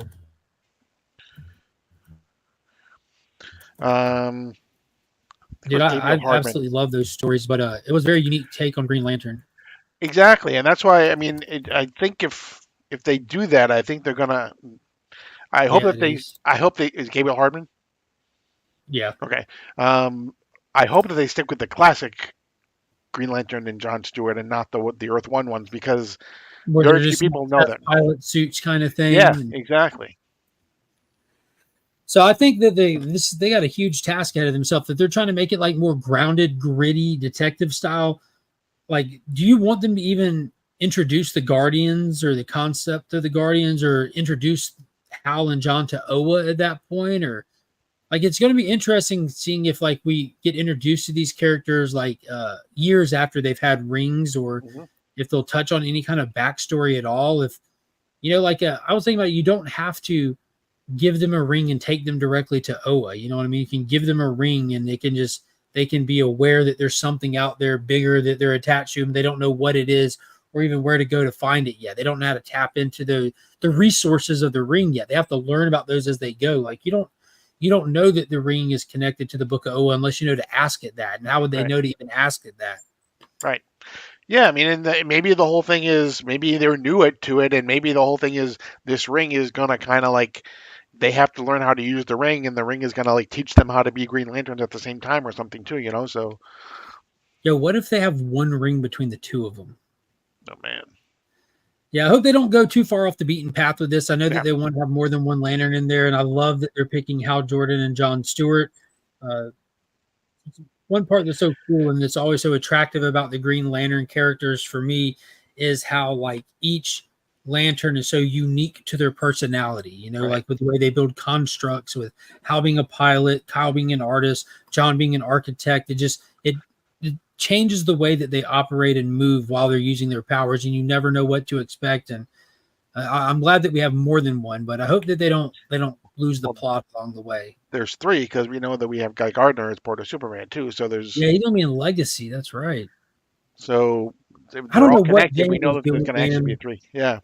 See, the more I get excited about something, and I start talking about it and thinking about, I'm like, how's this going to work?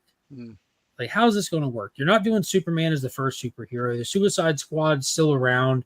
You're introducing us to Guy Gardner first. Well, I hope they do like the tone of All-Star Superman, just like, yeah, all of this stuff, like kind of matter of fact about a lot of the DC universe just existing. But then I guess you get to miss out on a lot of, some of these people's best stories or some of their earlier stuff or discovering their powers, things like that. But it seems like that's kind of a worry. Like, I wonder if James is even going to worry about like some of their best stories. Most of the comic book stuff he does isn't like it's lifted from stories or based on stories. It's pretty much original stories with familiar characters in them. I don't know how good that'll work with such iconic characters. It works fine for Guardians of the Galaxy. Well, last time they tried to kind of naturally grow the DC universe, and I am still on the fence of the idea that this is even a new universe because, I saw in Peacemaker Aquaman and Flash show up, so that part of the universe is still there. Am I meeting another Peacemaker when I meet, their next season? And I think everyone wants like an Aquaman 3.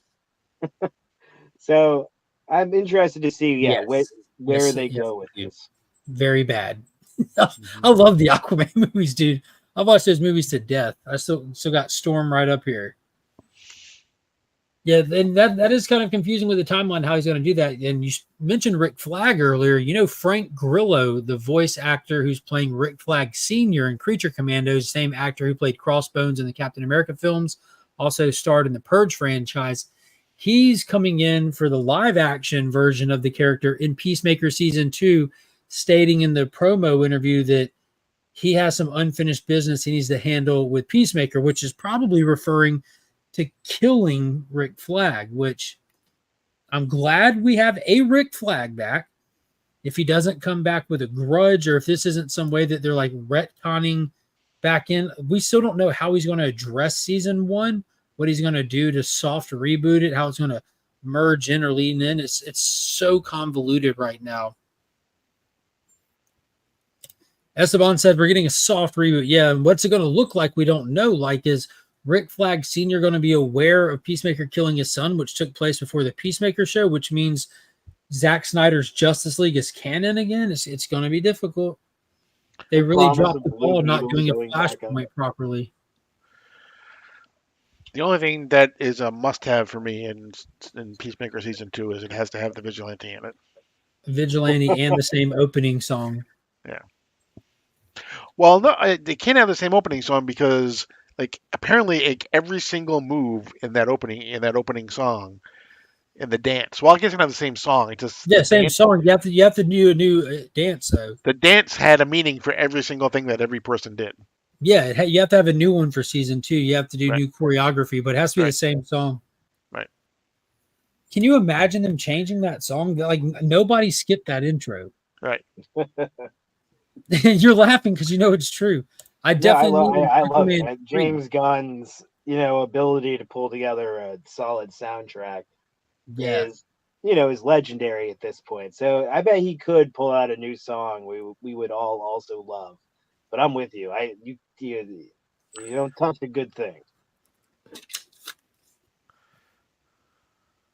Yeah, David Lindelof, he's gotten better and better.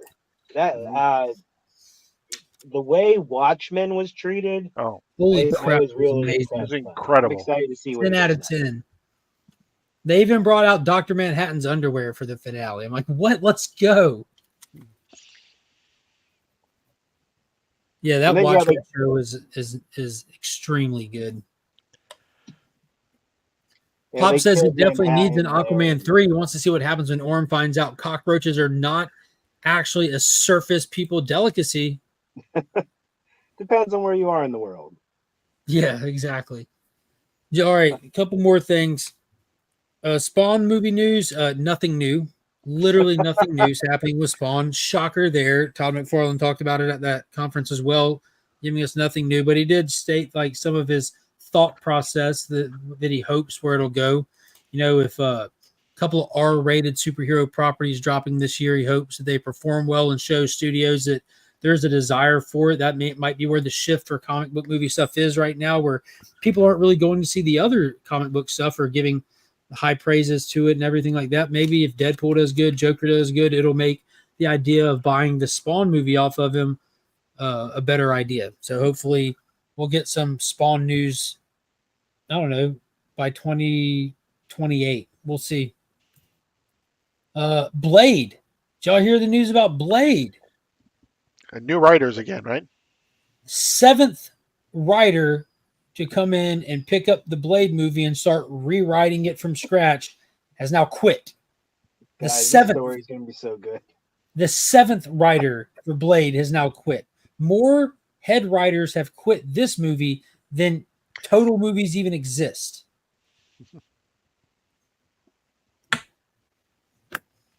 Man, that's Yeah. weird. I wonder if anyone's given interviews about it or talking about why. Famously, the Star has dipped out at this point.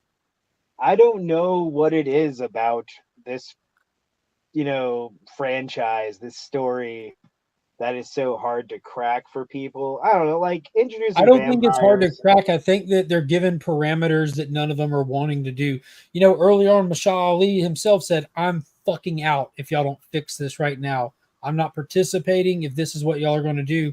And they apparently caved a little bit so that he would stay.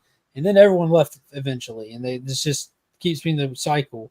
So I think that the writers just maybe the time frame keeps shifting on them. Other projects might come up. They're not happy with what's going on.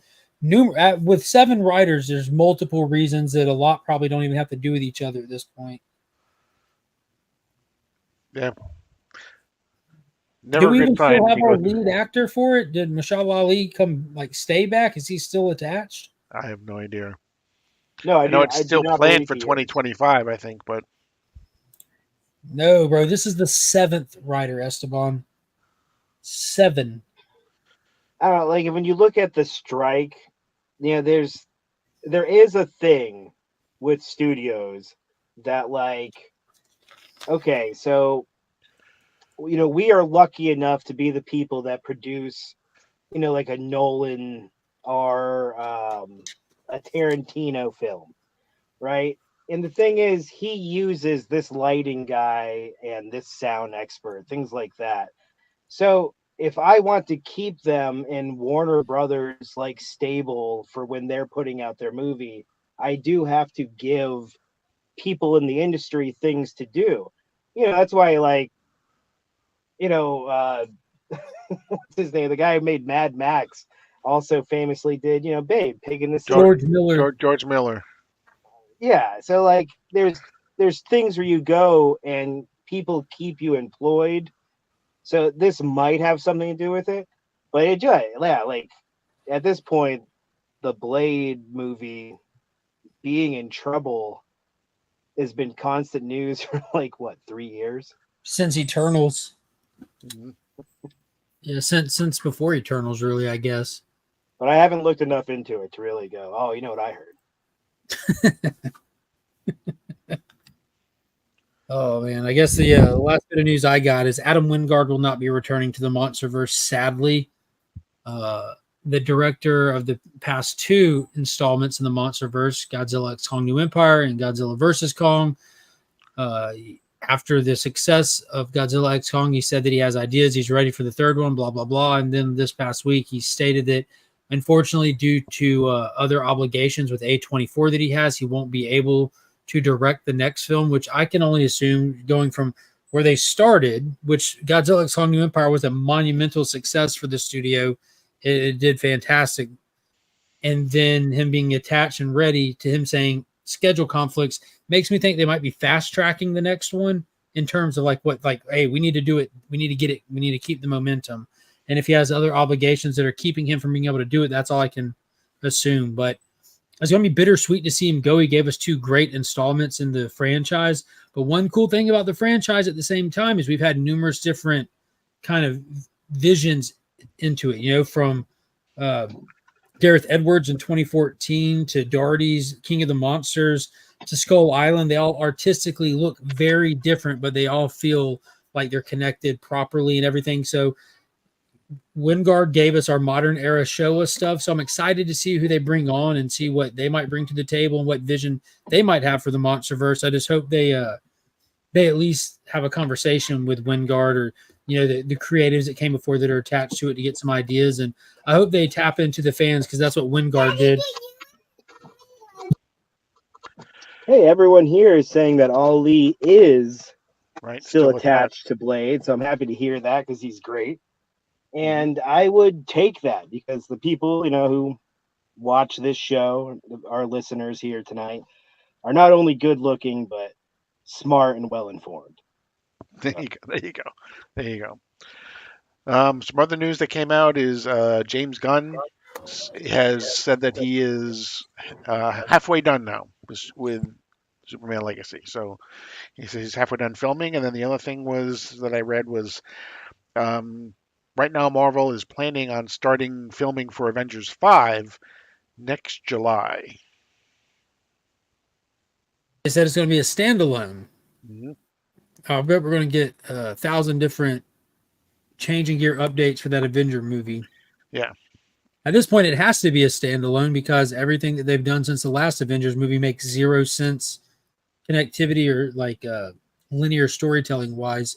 Mm-hmm. They just need the next Avengers movie needs to be Secret Wars Part 1. Like I've been saying this for a good hot while now. Just make Secret Wars and reset it. Make it with who you got, what you got. And let's do this. Mm-hmm. Send it off. Kill it, burn it with fire, but do it cool. Do No Way Home, but Avengers. Avengers No Way Home, and put Lou Ferrigno Hulk in there somewhere just to make me happy. Because if it doesn't make me happy, you failed. He could be the Maestro. Who's that? Isn't Maestro the old Godzilla, right? Maestro? Maestro. Yeah, it's pronounced Maestro, I believe. Sorry. No, I've said it wrong my whole life. I'm not going to change now. I went to school for music. I know what I'm talking about. There you go. Yeah. First cover appearance. First appearance. Now, about Avengers 5, the most interesting news I've heard about that is the concept that it's going to be Tobey Maguire, Hugh Jackman, and Ronnie Downey Jr. as your leads. That's the big rumor going around, and I like that rumor. I'd rather have Rodney Dangerfield. I did like No Way Home. I said it wasn't a good movie, but it was a fun movie. Much like Star Wars: The Last Jedi, it's fan service done right. You're not making a good. Sharknado is a fun movie. It's not a good movie. There's a difference. No Way Home has one of the best Marvel scenes Marvel has ever done. Actually, Sony did it, but the catch, exactly. Yes, I completely agree. I teared up. Yep. Are you okay? Yeah. Are you? I'm like, no, I'm not. This guy isn't. Yeah, that was amazing. Yeah. Yeah, they delivered some absolutely incredible moments, and it seemed to me that when they were doing these Avengers movies, the very first big buildup was we're going to celebrate 10 years of our movies. And then once that was done, they knew they had to, they wanted to do that again. Well, what do we have built in? Nostalgia for all of these old, past franchises that Kevin Feige was a coffee boy on and he wants to fix and is now fixing retroactively. That's a good And point. They should do that with the next Fantastic Four movie. Just do 20th century. Bring in Ian Groofer, Jessica Alba, Michael Chitlis. Bring in the people from the Corman movies. The Corman movies, the Fantastic. just do Fantastic Four. We're in somebody's home. Right. yeah, I love all these ideas. I still wanted Bill Hader to be Mr. Fantastic, Oh my but I like the casting. That would we be have. amazing. I just see him in character. Like, golly. I thought he'd be He's- perfect. I don't know if you guys saw Barry. I still haven't watched any but episode 1 of that. I recommend Barry. It's good. But in that, kind of his more serious thing. But yeah, I won't go down my want list. It's all done now. We got Pedro Pascal, which is, we'll see. I'm looking forward to it. Boom. That The Hey, Last you Jedi did. was the worst movie ever. It was the opposite of it. I agree 1000%. Yeah. Fan service was the redeeming quality of Rise of Skywalker and for Spider-Man No Way Home. That was the point of Spider-Man No Way Home, was just to be fan service. And they exceeded exceptionally well in doing it. It was great. I mean, you have to make a lot of forced moments when you're doing that. Look at Avengers Endgame. I absolutely love the last 47 minutes of that movie.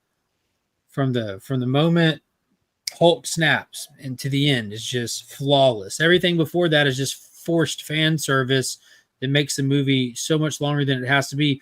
But that's okay. It was appropriate for that movie and what they were doing. They were doing the send off. It was the big farewell. But it's not a superior movie to Infinity War. Infinity War as a movie is a higher quality, executed film.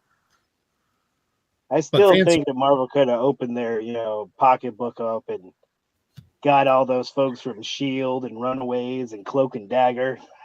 Netflix. Yeah, they should have had Robbie Reyes in there. Can you imagine if Robbie Reyes was on that battlefield? Came out in the car. Yes, dude.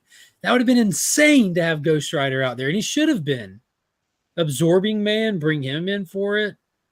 Yeah, bring the Inhumans out. Like they crapped on the Inhumans ever since.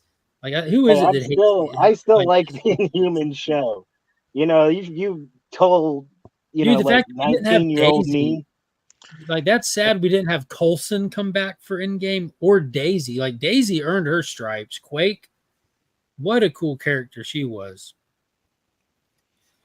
Agents of S.H.I.E.L.D., that show was tough, man. Mm-hmm. That show was really tough. All right, let's switch it over. Let's travel to a galaxy farther away than Star Wars even. Fill me in. What's going on in the Trekkie world? When's these movies dropping? Any new news? Have they finished any shows? How close are y'all? We have one episode left of Discovery, and then the series will be done. So they're basically right now the protagonists and the antagonists both went into a portal. We'll see where they end up on in episode 10. But basically, they have been looking for the power behind the progenitors. The progenitors are basically the Adam and Eve of the universe, almost. Like every single living being on every single planet in the universe have basically come from the progenitors. And so they have the power. They basically they found all these pieces, clues that guided them to where the progenitors kept their power, the secrets. And they found it in the last episode, and they managed the bad guys, the Breen, have managed to open up this big oil tank, for lack of a better term. And inside there was a portal and basically the bad girl and the Captain Burnham, have basically gone into, and that's where we left it. And I'm sure I left a lot out, and AR can correct me on anything I was wrong about. No, that's a Yeah. hell of a summary. The official captain of the Armada is here. Fill us in. What you got? I am a fleet admiral in the Priority One Armada. We're getting ready to celebrate our 12th year anniversary next Nice. month. Yeah, come and check us out if you play Star Trek Online. To come and But track us like, out. I love Star Trek and this new season. So what Discovery's done is it's in the 32nd century. So this is like 800 years past, Picard and all those people. And what we saw in one of the late seasons of Picard of era TNG was that it was like a one standalone episode, which people have made fun of for years because it was such a big revelation. And then everyone just kind of forgot about it, never talked about it again. But exactly as Paul explained, which is that, Romulans, Vulcans, we're all one thing. And we had a Johnny Appleseed space parents that went around dropping seeds on all these planets, and then we all came up different. Vulcans different because of where they were, born. The Klingon planet Kronos affected this DNA, but we all came up different, but we're all brothers and sisters in this one universe. So that was an interesting idea. And now, so far in the future, we are picking up that story and we are going to get the progenitor tech.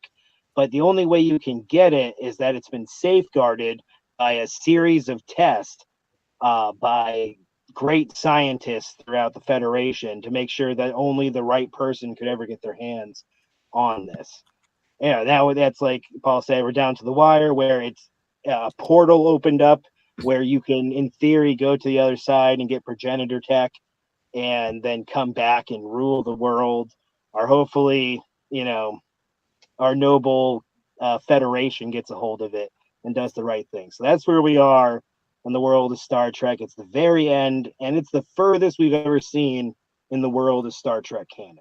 So it's been a really good season, though, with like a lot of really interesting sci-fi ideas and really living up to the classic Star Trek series idea of just like giving you something really fun to think about each episode. So did I read something this week that the Kelvin verse is done? They're going to be rebooting Star Trek with the next movie. Is that accurate? This is what's going on with that. So we have another series happening in the future that is now in casting, which is Starfleet Academy. That also is taking place in the 32nd century, as far forward we've ever seen. And that features Holly Hunter. What universe is that set in? The main universe or the Kelvin? That is set in the main universe. Right. But there's another movie that supposedly got Hemsworth back, Kirk's dad. Oh my set God! In the Kelvin universe. That will supposedly correct. So the idea is that as the time was ending, he was plucked out because he's supposed to die there. But there is temporal agents who got Kirk's dad, pulled him out of time, and now Chris Hemsworth is going on Starfleet adventures. And that is the premise, supposedly, for that movie, where the Kelvin universe would be closed down or fixed. Pretty much folded back into the main. Well, the thing is, like Star Trek history, like TOS, as we know, when you're watching the original series episodes, you see things that don't jive with stuff that you'll see in Strange New Worlds. And all of that is explained away by Captain Archer, the Scott Bakula series, time traveling.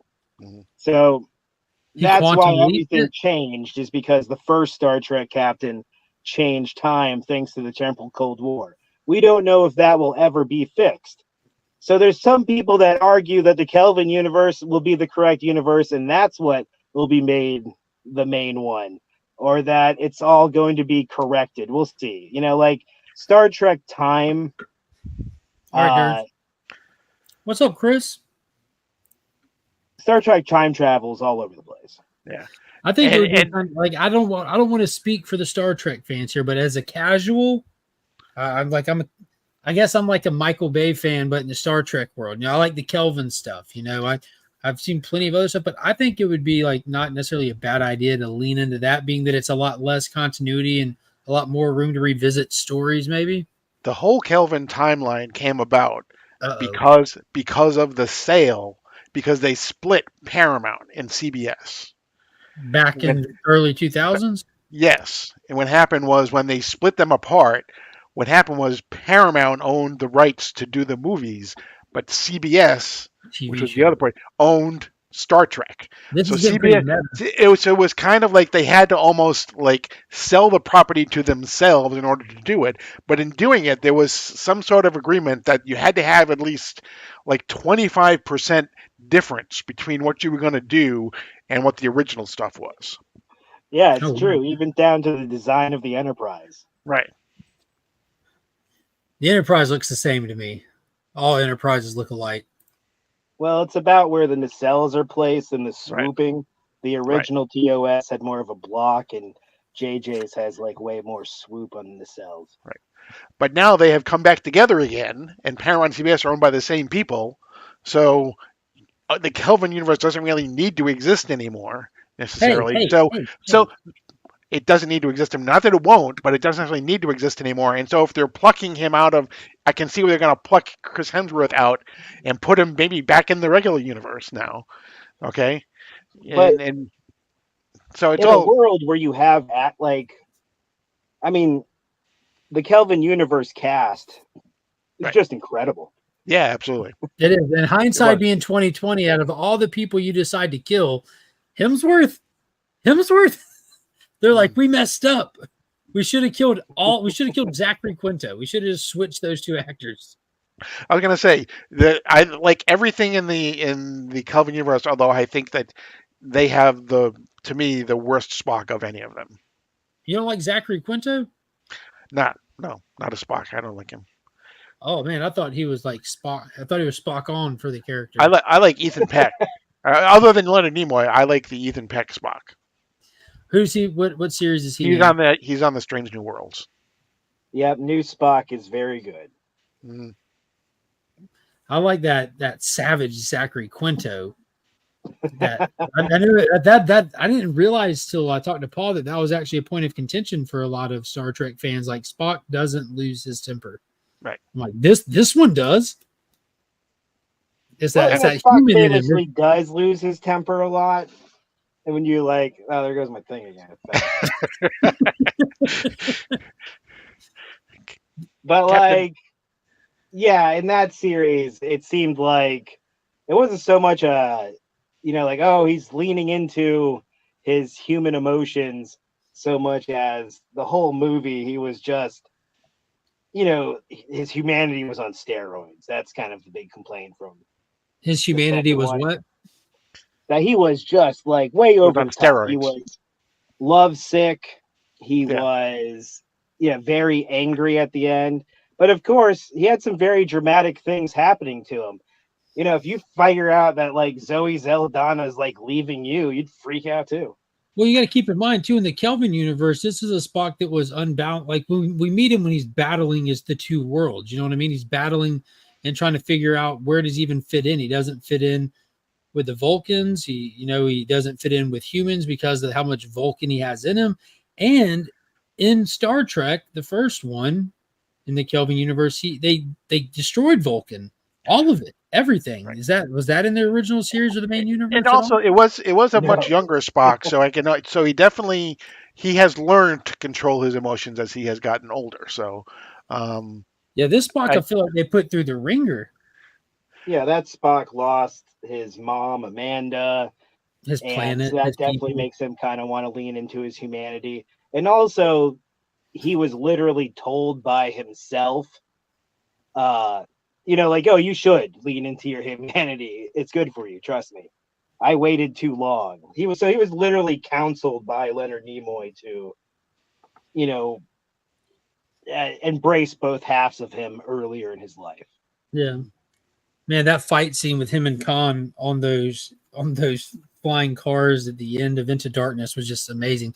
The special effects in Into Darkness are crazy. Now, Star Trek Beyond, that just felt like an extended TV show episode to me. Like, just because we went like Fast and Furious director with it, Justin Lim, I think it was, just felt too different. Yeah, him and who's the guy who plays Scotty? Yeah, Simon Pegg. Anton Simon Yelchin. Pegg. Yeah, him and Simon Pegg wrote that whole script in like a hotel room in like 36 hours, supposedly. Really threw it together. Not really sure what they were going to do with it.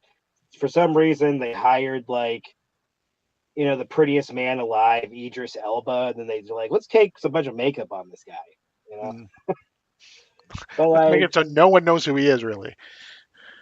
yeah, so there was a lot of interesting choices in that one, but it's still one of my favorites. Like, I still argue that broke the curse of the every off Trek, every odd number being bad.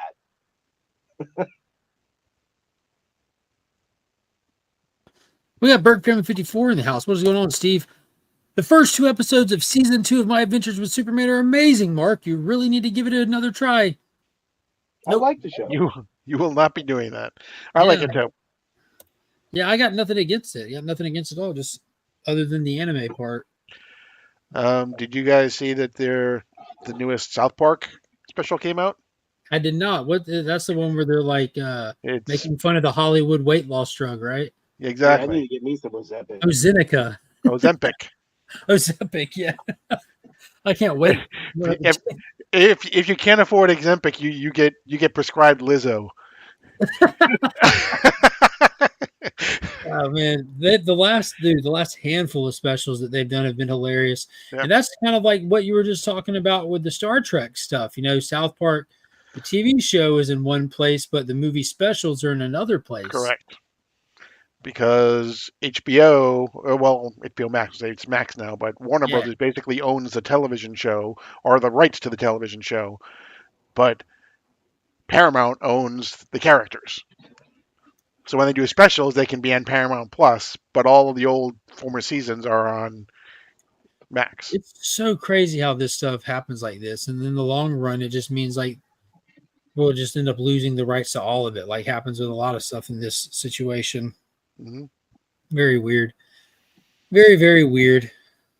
It is All right, very funny. Like the conversation we've had tonight, it's like, well, you can't be a South Park show technically because of a weird contract. And also, if you look at the Kelvin Universe star ship, it had to be 25% different because some And lunatic how do they even lawyer measure stated that? You know what I mean? Like, how do you actually measure that percentage? Like, are they out there with like a right angle and a protractor? Like, you're only 22% different right now. Gonna need you to be 3% more different. Yeah, there's some lawyers out here that, there's got to be some guy somewhere. It's like, that's a nice pool. Oh, yeah, I bought that with McFarlane suing, the guy who did Dream. Yeah, Neil Gaiman. Yeah, Neil Gaiman and McFarlane bought this car for me. It was That was nice of them. They were arguing about, I don't know, Agatha or something. Doesn't matter. It doesn't matter. Pretty much, DC had a slew of lists of stuff that they announced as well in the whole like press release about more of their they announced them earlier. I think they announced them at Comic-Con that they're pretty much just like the reprinting classic stories, famous stories, character driven trade paperbacks and putting them out in an affordable trade paperback. They announced a lot more of those. They announced that Nicola Scott's coming back to do some of those anniversary covers, the ones where you see like all the different versions of the characters on the cover. They have one coming for Zatanna, one coming for Black Canary, and a couple more characters. Aquaman, and Harley Quinn were the 4 that they showed. There we go. What were some of the other? Were there any like major highlights on that announcement thing? No, not really. The big highlight one was the other one from the day before that Jeff Loeb announced. Oh yeah. The actual sequel, right? Yeah. The final Halloween. The longest Halloween. The long Halloween. So the last Halloween. It's the long Halloween sequel called The Last Halloween. Yeah, I'm not. I'm interested, but I'm not interested because we're missing 50% of the creative team that makes me interested. Yeah. Yeah, and it's being done by Jeff Loeb is writing it. It's 10-issue series. Each issue is being drawn by a different one. They've only announced the first three. It's Eduardo Riso is doing the first one. Um, He'll be at uh, Heroes, I think. Klaus Janson is doing the second one, and Fire. Mark Chiarello is doing the third one. So they're bringing Um, talent, but it's yeah, still not and Tim each Sale. of the issues are going to have cover B, supposedly with a previously unreleased art by Tim Sale. Well, then I'll be getting the cover Bs for sure. Yeah. But it marks Jeff Loeb and Mark Chiarello's return to DC. Neither one of them have done any work for a while. Mark Chiarello used to be an executive at DC. Jesus Christ. You can't teach some people taste. Look at this classless act right here. Speaking of stuff people can't get over because of the art, I hate the art in The Long Halloween. It ruins the story for me. That is the hottest take I've ever heard in my life. Tim Sale is a legend, a master. Rest in peace, homie. Steve would have never said this while you're alive. Don't worry. Mm-hmm. This makes me want to rip my sleeves off. We love you, Steve. That's the worst take you've ever had, though. You can't read that, but you can watch this Superman show. Now all I can do is picture Steve collecting Hello Kitty stuffed animals. That's it. That's fine for you, Mark, but it's not for me. You know I'm messing with you, Steve. You know, it's different strokes for different folks. Man, Tim Sale is an absolute legend, though. His artwork is going to live on longer than we will, man.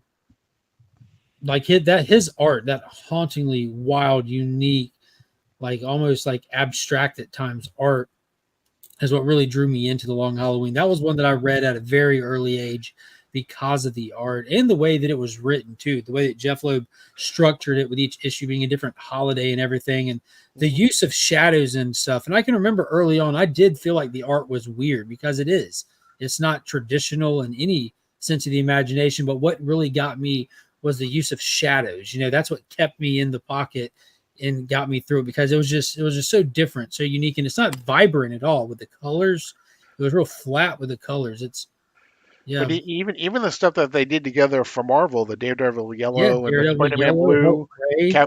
Hulk gray, Spider-Man blue, Captain America. I think they did that one too. In all sincerity, Steve, I would recommend, if you haven't already, you might have already though, but check out the DC Halloween in 2 parts, like they did the Dark Knight Returns back in the day. But Tim Sheridan adapted it. The Long Halloween Part 1 is probably the best installment in the Tomorrowverse stuff. It was the introduction of Batman in that world, and they just adapted the Long Halloween. And just even with the book, the first half is superior to the latter half. You know, the mystery of what's happening really is what gets you so invested in the story. So the payoff at the end, you're like, oh man, the mystery's over. No matter how good the payoff is, once the mystery's over, it's over. Yeah, check out the movie. You probably love it, and you will be able to get the story. And it's a really faithful adaptation as well. Really faithful. I just prefer better art. That's super subjective. Gotcha. I've been talking Star Wars, man. I'm on a short fuse right now. It's not your fault, Steve. It's Disney's fault. You know I love you, Steve. The Long Halloween is one of the first comic books I read. I still have it. Yeah, I do too. Long Halloween is legendary. Like, that book is amazing. Yeah, I get it. You don't like good art. I get it. The best movie in the Tomorrowverse, yeah. It has to be. Speaking of Disney, I brought something to show off tonight. I went on a Disney cruise, and on that thing they had trivia, right? So, Star Wars, and Marvel, nice. baby. Nice. Yeah, but my wife made it real awkward though, because she came up in there so confident. You know, she was all like, you know, you guys are in trouble now. She was Hulk, you know, at the end of Avengers. And they just kind of like, I'm like, baby, you gotta come on, calm down. I haven't won yet, you know. But every single time I'd get a question right, she'd be like, he knows it. I didn't make any friends. None. That's funny. Me and Pops won the what do you call it? The trivia when we went on a cruise. We were on the Carnival Victory and we won the trivia and got the little Carnival Victory trophies. They don't give you plastic medals; they give you plastic trophies of the cruise ship and sitting on a V and it says Victory on it. That was the name of the. That's pretty cool. But it's hitting 10:30, man. There's a metric crap ton of comics. We ain't talked about a single one, but that's okay. Yeah, We'll we're dive. gonna talk about comics. We're gonna talk about Bridgerton. No, I'm about to go talk about bed. I got to be up early for work tomorrow. I had to stay at work late tonight, and it's just I'm tuckering out here, man. And Well, Steve, it was fun talking nerd Steve stuff killed with my you guys. spirit with Steve killed my spirit with that Tim Sale slander. I'm just kidding. No, but dude, there seriously was like a like this is this week's comics for me. Like I had a giant sack finale to Godzilla, Kong, Justice League, Rook #2. Like, and I've pretty much read everything as well. Like there's some really good stuff that came out this week, but next week, Alan Scott #6. yeah, Alan Scott #6 came Wonder out. Woman #9. That was good. Wonder Woman was good. But yeah, we'll dive into some more next week. Unless y'all want to talk some tonight, we can. Fuck it, let's burn through some. We can talk some. Let's go around the horn. Paul, give me a hit for the week. Give me a hit. Well, I'm going to go with what I said was my #1 comic for 2023. I'm going to Alan go Scott, with Green Lantern #6. Amazing. yes, absolutely. It basically is the yes, coming Tuesday. There you go. Maybe it'll have some Tim Sale in it.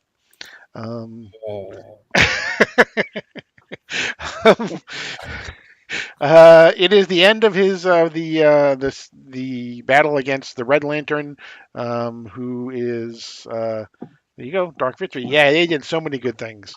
Yeah, of course, I got the whole set of Dark Victory sitting beside me. So what? And that wasn't even their first Dark Knight's Halloween special either. So it basically it delves back into better art. You like better art? What? Right. Better art? Come on, man. Look at that. I'm sorry. Look at that. Yeah. What? I'm gonna send this to you, Steve. It's sorry, funny that Paul. you happen to just have that right next to your desk. It's just amazing how that works. I don't know what to do with it. It's an extra set. The thing that I liked about, I won't go into do too much, but the thing I liked about Green Lantern is it basically, not only does it deal with, obviously, the battle against, Superman for All Seasons. That was so good. Better art? Sorry. Yep. All right, I'm going to stop now. I'm going to stop. Not only does it deal with the conflict with him and the Red Lantern and everything, but it also deals with it goes into what happens after that, how J. Edgar Hoover comes along and tries to blackmail him, and he has an answer for that, basically.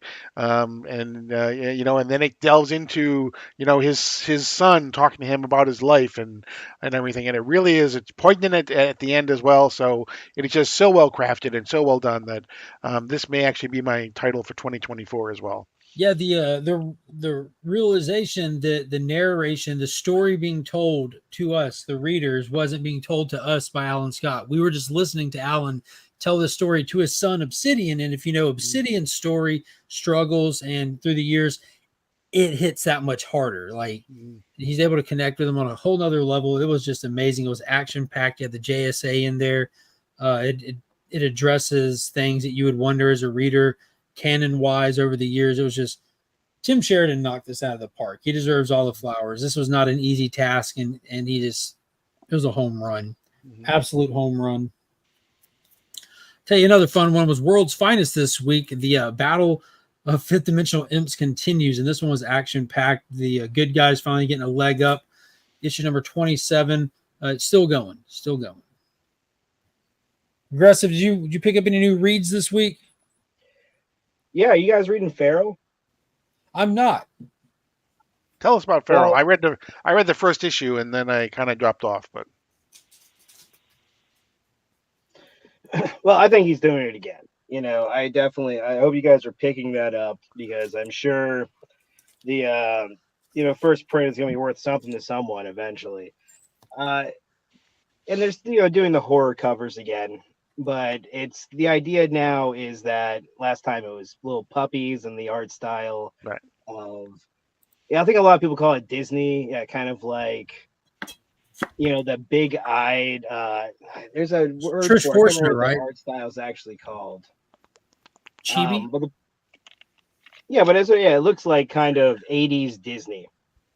And what happens is that this cat is basically living through a zombie apocalypse, except instead of zombies, it's rabies from his point of view.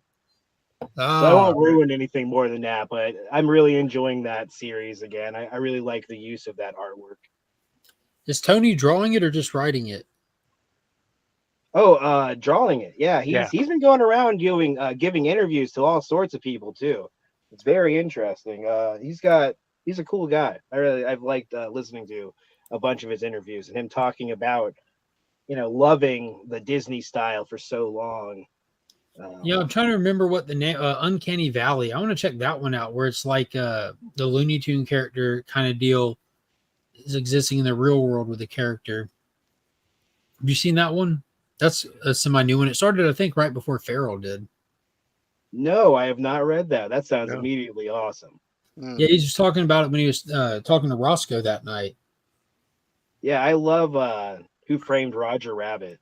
Yeah, it's kind of like that. Yeah, for sure. Paul, what's another one for you this week? Let's go with Rook Exodus issue number 2. Wow. Yeah. Wow. Yeah, that was something. All right, aggressively relaxing in fear of getting triggered yet again. Are you reading Rook Exodus? No, I am not reading. I have Rook. I have not read it yet, though. Okay, cool. You're on board with the Ghost Machine stuff, though? Oh, 100%. I like the idea that someone's going to attempt to do my favorite thing, which is bizarre continuity. It's a whole bunch of people who are going to do the thing that DC and Marvel does. And they're all people who are professional at doing this, who have planned out an interesting world that's going to interact. I can't help it. That's all my favorite things. I got to see what they've got to have a really big punch in mind. Yeah, I'll tell you right now, eventually, and I want to be ready. In our lifetime, the most skilled person at connecting continuity that's ever existed is Jeff Johns, hands down. And he's spearheading all this. It's coming straight out of his mind from the ground floor. This is going to be something special. Rook Exodus number 2 was, in fact, something special. Not only is it high marks across the board for Jason Fabok's artwork, but we continue to world build. We're introduced to Direwolf in this issue. We get the definitive answer to what happened to Swine at the end of issue number 1. We get Ursaw attacking Rook and Direwolf at his home base, destroying his rocket that was ready to take off. He's now stranded on this world that Direwolf doesn't want to abandon, that she thinks she has a way to salvage it. Living here seems completely impossible, but you have people like Ursaw who's dead set on staying and taking control of it, and Direwolf who's dead set on staying and fixing it. So maybe there's an answer out there, a solution out there to keep them alive another day, because that's how this book feels, that every day is legitimately the last day these people have to even successfully survive. It's like the stakes are that high. Fantastic issue, action-packed. I cannot wait for issue 3. Right, we learn more about the masks and everything too, and how they work, and how the people interact with whatever animal it happens to be associated with, and everything. It's really is well done. Yeah, I'm excited for you to read the next issue. The big series for me, the big event of the year, Absolute Power is on the way, but I think the biggest thing for me is behind us now. Justice League versus Godzilla versus Kong wrapped up, and it wrapped up in style, a mega monster mash. The good guys, the bad guys, the super powered, even even the ape, Kong himself had a ring. Guy Gardner got killed in an earlier issue, and in the midst of the fight, his ring just links up with Kong, and as soon as it does, he just rears his hand back and pulls the axe forward. Just straight construct. It was really awesome. I got the Kong cover, the 1-in-25 Janet cover is definitely I think for me the best one they've done. I went all in, got the 1-in-50, the Jim Lee cover, the Dan Mora cover, and the A cover. But it was a blast. I think one of the funnest parts. This all started when Toymaker stole the Dreamstone out of the Fortress of Solitude, and this book started with Deathstroke and Cheetah looking for him. To resolve this, we have to find him. We have to find the Dreamstone. And they discovered that the moment the monsters came into the DC universe, as soon as they materialized there, the first step Godzilla took killed Toyman. The first step, he's just laying dead in a footprint. And it was a cool callback. By the end of it, Superman was able to pull the Dreamstone out of left field, and send him back. And they asked where it was. Like it was wedged on Godzilla's foot. So Toyman, who started all this, in his death, was able to be right where he needed to be to resolve it all. You had the second meetup of Superman and Godzilla in this one. Godzilla had been chained to the bottom of the ocean by Aquaman, where he had been stuck there, unable to break the chains that Atlantis forged. And Superman got him out, forming a good enough alliance to go fight the bigger threats there. But man, it was fun. It was so fun. Well done, well crafted, well executed. I cannot wait for the next volume. I guarantee you we should be getting an announcement. I'd say 3 months from now, we'll get the first announcement that they're going to be working on a second volume. Something this successful doesn't get left alone. That's just classic comics for you right there. It was cool. It was cool. I had not seen the very end of it, but yeah, King Kong getting a powering. Come on. Dude, it was amazing. And the best part is after the fight, the ring takes off and they're like, oh my God, guy's dead. And their response, like they're standing in a group and there's multiple lanterns there. And someone's like, can't believe guy's dead. And Hal's like, yeah, he was an acquired taste. And Jessica Cruz, like, they all go down the line, like, just like, so what? Hold on. It was such a funny moment, dude. It was so on point. Ugh, stupid. Ugh, God, commercial. Yeah, Superman said, I'm so sorry about Guy. I liked him. He was, and then Hal interrupts and says, hard to like. Simon says, an acquired taste. And Jessica Cruz says, that lingers. Like just back to back. Hard to like, an acquired taste that lingers. So yeah, they moved on. But inside this version of the DCU, Guy is dead. He was the only casualty from the good guy team. And the writer let us know what he thinks about him. Yeah. Yeah. Not a fan. The best line in any comic book this week, I think, was in Alan Scott. When Obsidian tells him about what his weakness is. Oh, talking about the wood. Yeah, that was slick. He's like, that's not funny. And he's like, it's hysterical. Yeah. God, there's so many books this week. Yeah, this was so many phenomenal. books. I don't know who's reading Green Lantern War Journal other than me. Are you reading this one in real time? Yes. This was phenomenal. So Philip Kennedy Johnson does this thing where, like, I see this book come out and I'm like, you know what? It's really not up to speed with the DCU. Like, it feels like it's still lingering in the pre-DCU days. But then he goes and writes this phenomenal origin of the Star Sapphires, connects him to the old gods that he started flushing out in the War World saga. So everything he did in Action Comics War World saga is carried over into this, and he's fleshing it out even more and attaching so much lore to like the pre-Manhunter days of the Guardians and stuff. It's so damn good. It is so damn good. When he just unpacks this exposition and dives into all this like deep lore that he has in his head, it's when he's at his best. And John Stewart's hitting on that now. Yeah, and he's bringing in, and it connects to a pretty much to a lot of people a forgotten series from the 80s or maybe the early 90s, the Dark Stars. It's like, he's bringing in all this stuff. Like you said, he's everything that he built in Warworld and everything with Algren and everything. He's bringing that into here. The Dark Stars, the Star Sapphires, all of those things. He's just he's doing in some ways what Jeff Johns does a lot, and he takes bits and pieces of the DC universe and puts them all together and makes them all make makes sense. It huge. Right. Yeah, and one thing that made me think about it with this issue is like, I've wanted Stewart to catch up with the rest of the Lanterns. That's what I want, because Jeremy Adams is really hitting a pace in his stride and expanding his Green Lantern, his part in the Green Lantern universe stuff right now, and it's really feeling like it's huge. It's big, it's important. A lot of players, a lot of characters, and with this one, like you pointed out, he touched on the Dark Stars, the Star Sapphires. So he's doing it too now. He's officially working with different light spectrum characters, different major parts of Green Lantern lore. So now we have 2 titles doing it. So when they do come together, we'll have kind of like Rand Parallel doing the same thing now. So it kind of makes a lot more sense in that aspect. And I absolutely love Jon Stewart's suit right now. Don't know why. Don't know what it is. It's super cool. Like with the top shoulders and the extra line next to it. Like it's just some really, really cool artwork in this. And that construct that he has, that little sister construct, I'm scared of it. Like there's something up. It's bad. It's not a bad guy, but I wouldn't want to mess with it. That security construct that he's built. What's another one you got, AR? Oh yeah, Defiant, Star Trek Defiant 15. I don't know if you guys are keeping up with Star Trek at all. I am, but mine will arrive in my shipment next weekend.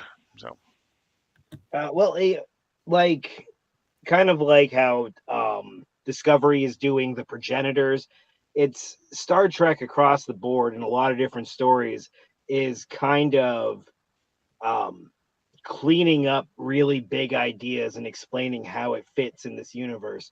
There's a whole bunch of like lowercase g gods in the world of Star Trek, and the comics have really been playing with how they all work, the kind of checks and balances, and like how these how all of these different things who are basically godlike entities can exist in one universe. And the character of Cisco traditionally works for the Bajoran prophets. These are kind of benevolent godlike beings who have helped the Federation in the past, and he went into it in the 90s series Deep Space Nine. Like that's how that all ends, is Benjamin Sisko goes and joins the prophets, but in the comic book they've let him come out, and he's still being the Benjamin Sisko he always was, and kind of questioning what the mission the prophets have sent him on. And that's what we're seeing. And it has a companion book, Defiant. So you have Star Trek and then you have Defiant. And that follows Worf, now the captain of a very famous starship, the Defiant, which is one of the toughest warlike ships that Starfleet has ever built. And it's doing what I said. It's following up on big ideas that Star Trek has brought forth before. Like in the very first season of TNG, there's a bunch of bugs that try to take over the Federation. They do a really bad job. And then it's like some of the most gory scenes ever in Star Trek is from this old TNG episodes. But we're revisiting kind of that species and their place in the universe. And like I said, picking up really big ideas. Those comics are really good right now. The Star Trek 3 kind of series they have out right now is firing on all cylinders for Trek fans. The thing that I like about I recommend all of that stuff. The thing I like about the Star Trek and Star Trek Defiant is in the past, you would have had like a Deep Space Nine comic and a Star Trek, the original series, and a Star Trek Next Generation. This one takes characters from all of them and kind of puts them together. So you have, like Worf and Spock together or whatever, and you have Scotty in there, and then you have other. So it's kind of mixing things up a little bit, and I think it's giving them a new dynamic in a lot of ways too. So yeah, people who love Star Trek from whatever genre, or not genre, but era, like whatever era is your era of Star Trek, you will find someone in these books from your favorite crew. You're right. They've picked and chose and made just dream teams of characters. Right. Ones with Spock and Scotty and Tom Paris and B'Elanna and Cisco and Data. Just the stars of the series, all the people that would have existed in the TNG era where this is taking place.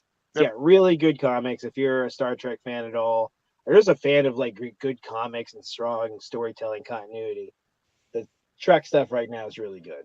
Absolutely. So the one you got, Paul?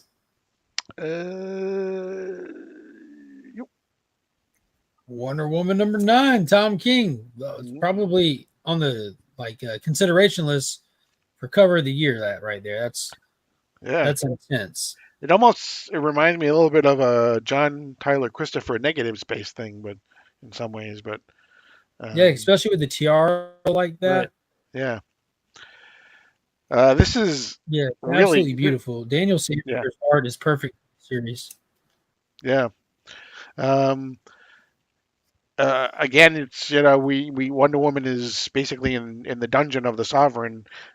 She's going through these different things that are going on in her mind that basically he's trying to break her down by basically now just keeping her isolated. And she just keeps seeing Steve Trevor in these different places and everything like that. And she ends up telling, I mean, I won't go through everything, but she ends up telling this story about this rat who comes to visit her, and she tells this big long story about this rat, and she had just actually killed the the rat's spouse and eaten it or whatever, and so she's apologizing to the rat because the rat is like the lowest of the low, and and the rat basically says to her, I feel bad for you. And she's like, why is that? Because you're the lowest of the low and everything. She's like, yeah, but your only friend is a rat right now. um, and we come to find, and through her discussions with Steve Trevor in her mind, it's funny because she brings up Bruce and she brings up Clark and she brings up these other things, and Steve basically tells her, look, Clark died, Bruce was broken, you have never been defeated. And that's basically when she turns things around, and the Sovereign comes to see how everything is going, if he's broken or whatever, and she's just kind of sitting there with this rat in her hand, kind of as like her only friend, and that's how she kind of kept from being so isolated, was she had this rat basically, and that's kind of where the story ends, and we'll see where it goes to the next issue. Yeah, we find out that the tactic that the Sovereign took in this, he tried to outlast her, tried to mentally break her via time. It just was in her mind. I was wondering if we were going to see a different lasso that was being used to do this, but we found out that Wonder Woman couldn't be broken. And at the end of it, we finally see her outside of the mental images, sitting in a chair, beat up, tied up, pretty much saying, "Is that all you got?" Yeah. Like so she just they showed us in this one that she has like an unbreakable spirit. Like we really dove into the willpower that she has, her ability to just the stamina. Like it was a great character highlight issue, as each of these have been. The art was fantastic. It was very meaningful and deep with some of the conversations that she was having with this self-projection of Steve Trevor that she has, like the way that she sees him in her mind, which was really interesting. I really dug it. Yeah, there was a callback to if you remember years back. I talked about this on Tuesday. Yeah. Yes, the 3-panel page. Yes, the 3-panel page. I saw that. I'm like, yes, yes. When Wonder Woman basically snapped Maxwell Lord's neck. Yeah, it was part 4 of the story Sacrifice, where she took Maxwell Lord's head and turned it around. Just cold, collected, staring straight at him, grab, twist. Yeah. They recreated that 3-panel page in this book. It was epic. I turned the page, I'm like, no shit. Yeah. Like it was so cool. Yep. Yeah, super duper dope. Ghost Rider Final Vengeance #3 dropped this week. I keep getting these awesome variants that Mark Texeira is doing. This one features Blaze, which we're kind of getting Blaze back, which is like a semi-depowered Johnny Blaze. The spirit has left him. It's gone into the Hood. The Hood's running amok. He's wreaking havoc, just killing some bad guys and stuff, doing his thing. The more important part is we catch up with Johnny Blaze in this one, where we last left him in issue 1. He was left for dead, where the spirit left him in the middle of a fight. But his backup arrived, saved him just in time, and now taking a little bit of hellfire he has left, and he's going to go out and try to reclaim the spirit, because it's not just simply something that can leave him. He needs it, and it's going to have to realize it needs him too. I'm excited to see where this goes. Benjamin Percy is still delivering. If you're a Ghost Rider fan, you'll enjoy it. It's good Ghost Rider books. I like me some Ghost Rider. Superman issue #14. Me and Paul will cover on the deep dive. Look at this cover, though. Mm-hmm. That's what happens on the inside. There you go. Void Rivals #9 is back. Fantastic issue. Springer's in there. We have our 2 title characters running for their life from Proximus. They come across a transformer at a place where our one of our heroes remembers being previously, and he accidentally activates it, and it actually fights Proximus and this giant robot. Like, yo, look at this little guy. What's he going to do? And Proximus is a teetotal badass. He holds his own against this Transformer. Great issue. The Energon universe is kicking ass. And on that note, Cobra Commander wrapped up with issue 5 this week. This has portrayed Cobra Commander in a sense that he's like one of the great comic book villains. From the strategy he has, how sadistic he is, how cold he is, unrelenting. He's a great tactician. He stays 3 steps ahead of you, and he teams up with Destro by the end of it. They make the connection with Mars Industries and Cobra Commander. You know where Cobra Commander comes from. They've turned their back on him. Where Mars wants to go, he can use this energy source that Cobra Commander has access to. So they have an unholy alliance where they don't trust either of each other, but they will be working together. And Cobra Law is heading to the stars to try to reclaim what they lost with the corpse of Megatron. That wasn't a corpse after all. Have you guys seen the sales numbers on these books? On the Energon books, I have not. That was probably one of Mark's shortest synopses ever with Void Rivals. It was on point. The Void Rivals is always a short, sweet, to the point book. It really is. Unless I sit there and describe like the swings that they're making at each other, that's really there ain't much to them. Half of the book is editorial, fan letters, upcoming covers for Energon Universe stuff. Luckily, they're only $3.99 price tags. No, I have not seen any of the sales figures for it. These books are doing incredible. Like, the Energon Universe is, take a look at it after the show. Like, it's a I'm pulling it up now. It's doing like Batman numbers. Where's April? We wouldn't have May's yet. Let me just look at April. But it makes sense. That's another, like we were talking about with the Ghost Machine world. That's an example of people. We're in an era of comic book. Yo, number 3 on the list. Ultimate Spider-Man's number 1 on the list for April. Ultimate X-Men was number 2, which that's going to fall off real fast. No one is enjoying it. Transformers is number 3. Holy crap. Oh, See what I mean? Holy crap. Avengers Twilight number 10. Ultimate X-Men. Cobra Commander number 12. Wow. Space Ghost hit 13. Very good. This is the top 50, by the way. Holy crap. Let's see. Top 50 this is by units. Let's see. So Marvel is just dominating. It's crazy. Yeah, the Ultimate Universe makes sense, but I was really surprised that, because the Energon thing, like at this point in the world of comics, I would say the hype around that universe would start to have died off. But people are loving this. Yeah, not died off at all. Wow, where's Batman? Like, yo, where the hell is Batman? Action Comics is the highest selling DC comics for the month of April. The House of Brainiac stuff is Slap, and Nightwing is the second highest DC comic after that. And Superman third. Then Superman comes in with issue number 13. Then Batman, Superman World's Finest. So Superman is outselling the hell out of Batman right now. Nice. The Batman First Night is the first Batman title on the list, followed by Detective Comics, followed by Batman. So Batman proper is the lowest selling DC Comics. Batman and Robin number 8. So Batman proper is the second lowest on the top 50 list out of all the DC books on there. That's a very good sign, Esteban. Wow. Yeah, I'm with Esteban. I agree. Nightwing Superman, right back where he's supposed to be.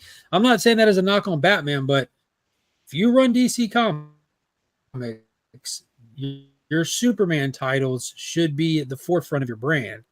I mean, it's Superman's just the OG. Should be forefront. They set out to do that last year. That was like, or the year before, that was their goal, to bring Superman back prominently. It looks like it's working.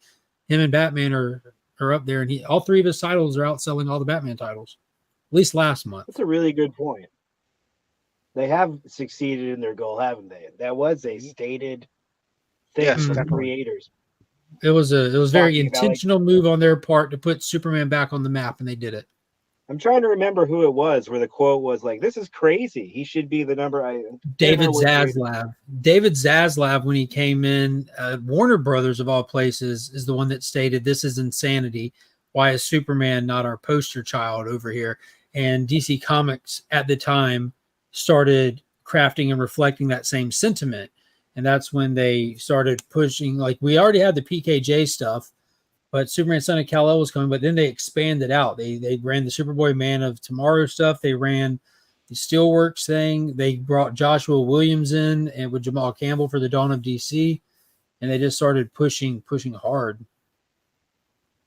But the thing is, the stories are fantastic. It's not, if you get a good marketing campaign, you get a good jump on point, you get a good initiative kicking off, and you put talent there and write good stories, it'll work itself out, and it did.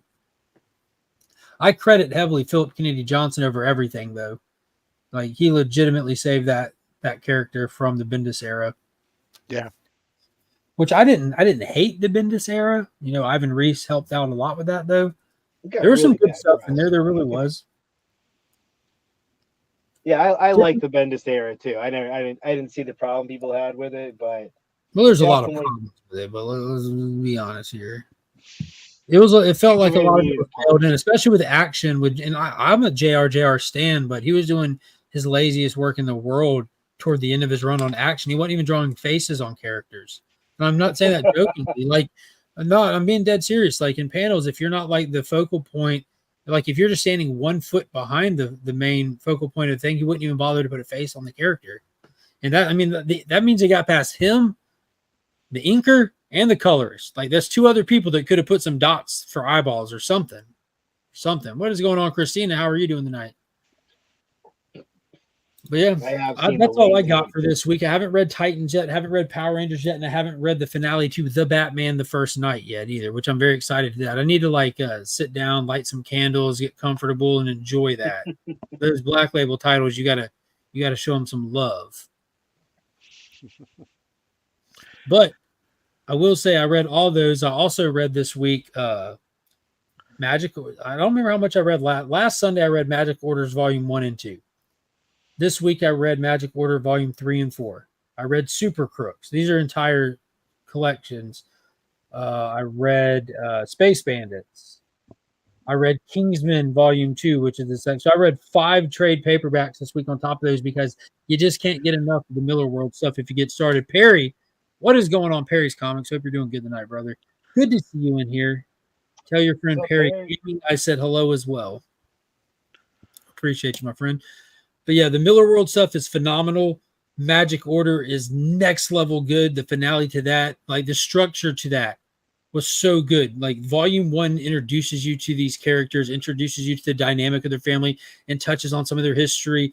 And the event, the finale that takes place during the finale has repercussions through the entirety of the series. It would take you into Volume 2 where you kind of get introduced to the counter push, the other magicians that might not be in agreement with the Magic Order, like to have to be the protectors of the world, this and that. We'd rather do things our way. And what's going on, Perry's Gaming? Good to see you in here tonight as well, too. And so you get the pushback, and you get the battle of the 2 different groups of magicians. But then in part 3, it introduces you to everything that's happened, every decision that was made by the Magic Order and the family members individually as their own person with their own agency, all has had consequences. And we are now addressing and unpacking all of them. And it just carries over into book 4. Spectacular. Every little thing that you thought was like a passing by kind of statement, because in the Miller world, these are flushed out worlds. Every one of these volumes, every one of these little stories, things will be said that implies like a deep history or lore to this character, and it's not addressed. Characters are not just thrown in there. Miller has if you go, you're an extra in a movie and you sit there and you're practicing your one line and you're trying to imagine a backstory for your character. It doesn't mean anything. It'll never be addressed, but you want to come at that one line with a certain type of meaning. That's how every one of his characters are. And then he unpacks them. But they do get to have meaning years later when he gets to it. Like he thinks about it that far in advance. And that's what the third and fourth volume is addressing all of those things. You're like, this was 1 page flashback 2 volumes ago. And now you're telling me that one image is responsible for the creation of this entire world over here now. And it was huge. It was magnificent. Super Crooks was a blast. It's Ocean 11 with super criminals. It was super fun. There's an animated series on Netflix. I tried watching it. I was very excited to watch it. I turned it on. It's anime. Didn't make it through one episode, which is a bummer because there's like 13 of them. I would have loved to see what happens. But yeah, dude, I'm very excited for what comes next with the Miller World. I think that was all the ones I read. 5 trades ain't bad. I have MPH, miles per hour, which is the last trade. I'm afraid to read it because I don't have Empress. And once I read Empress, I'm done. After that, I've completed the Miller World, save for like the Hit Girl spinoff, which Mark Miller didn't even write himself. But I'm still going to dive into those. But this and Empress, and that's a wrap. If you remember Big Game, when Wesley and the Wanted crew got that whole armada, that army, that was from Empress. So I'm excited to read that to get more context of that. MPH here is about a group of friends that get the ability of super speed. So this should be really fun. Oh, here we go. I like the Super Crooks animated series. You should give it another shot, Mark. It was good. Now you sound like Steve. Now you sound like Steve, Esteban. Is that what you wanted to hear? I'm just kidding. I fully intend to give it another shot. I started watching it on my lunch break while I was eating Zaxby's earlier this week and just didn't get far into it. It opens up wildly different than the actual comic did, but they do address he's watching Jupiter's Legacy as a kid in the opening of the show. I'm like, that's super cool. Jupiter's Legacy is my jam, dude. That's awesome. My jam. Matter of fact. No, I'm inspired. I want to read all of the Millerverse now. Yeah, there we go. There we go. I love, creators who do have like a vision in a universe. And that guy has worked really hard for a very long time. I would like to see all of it together. It's a cool thing you're doing. Yeah, there's Black Star from Jupiter's Legacy, signed by Tyler Main. Have you? Ooh. Yeah, Tyler reached out to me last year and wanted to participate and be part of C3 and sent some cool signed prints and stuff. And I'm like, yo, I'm going to need that Jupiter's Legacy one. So I bought it. Via Comics Curing Cancer. You can follow it on Instagram. All kinds of cool stuff happening now, including the art book that'll be going up for sale exclusively at HeroesCon. Will be at booth 1769. Make sure you're there. If you can't be there, you can go to our website and check out some of the other stuff. It's going to be awesome. I'm looking forward to it. He said, I knew you were going to say that. Yes, Jupiter's Legacy is my jam. I don't understand what people were smoking with not liking it. I don't either. I wish there was another season. I do too. Good news, though, Miller World is running in full swing, and I will give him credit. Mark Miller knows that he has an international audience. So Super Crooks was done anime. Jupiter's Legacy was a traditional American live-action TV show. American Jesus, which was 3 volumes that he did early on in his independent career. He did Spanish First for like Netflix Mexico. It's on our Netflix as well, but it is in Spanish. And what other properties does he have over there? But like, so he's being very versatile with the type of content that he's making from his stuff. So I think that's pretty cool.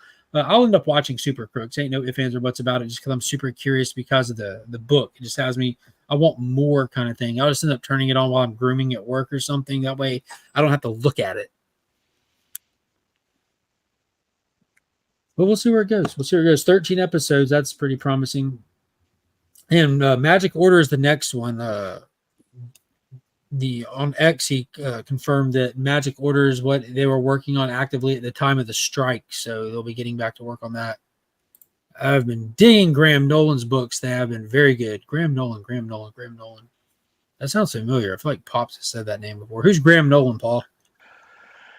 He was big, actually, probably in the 80s and 90s. He did some work on, he did some Batman. He did some art on that.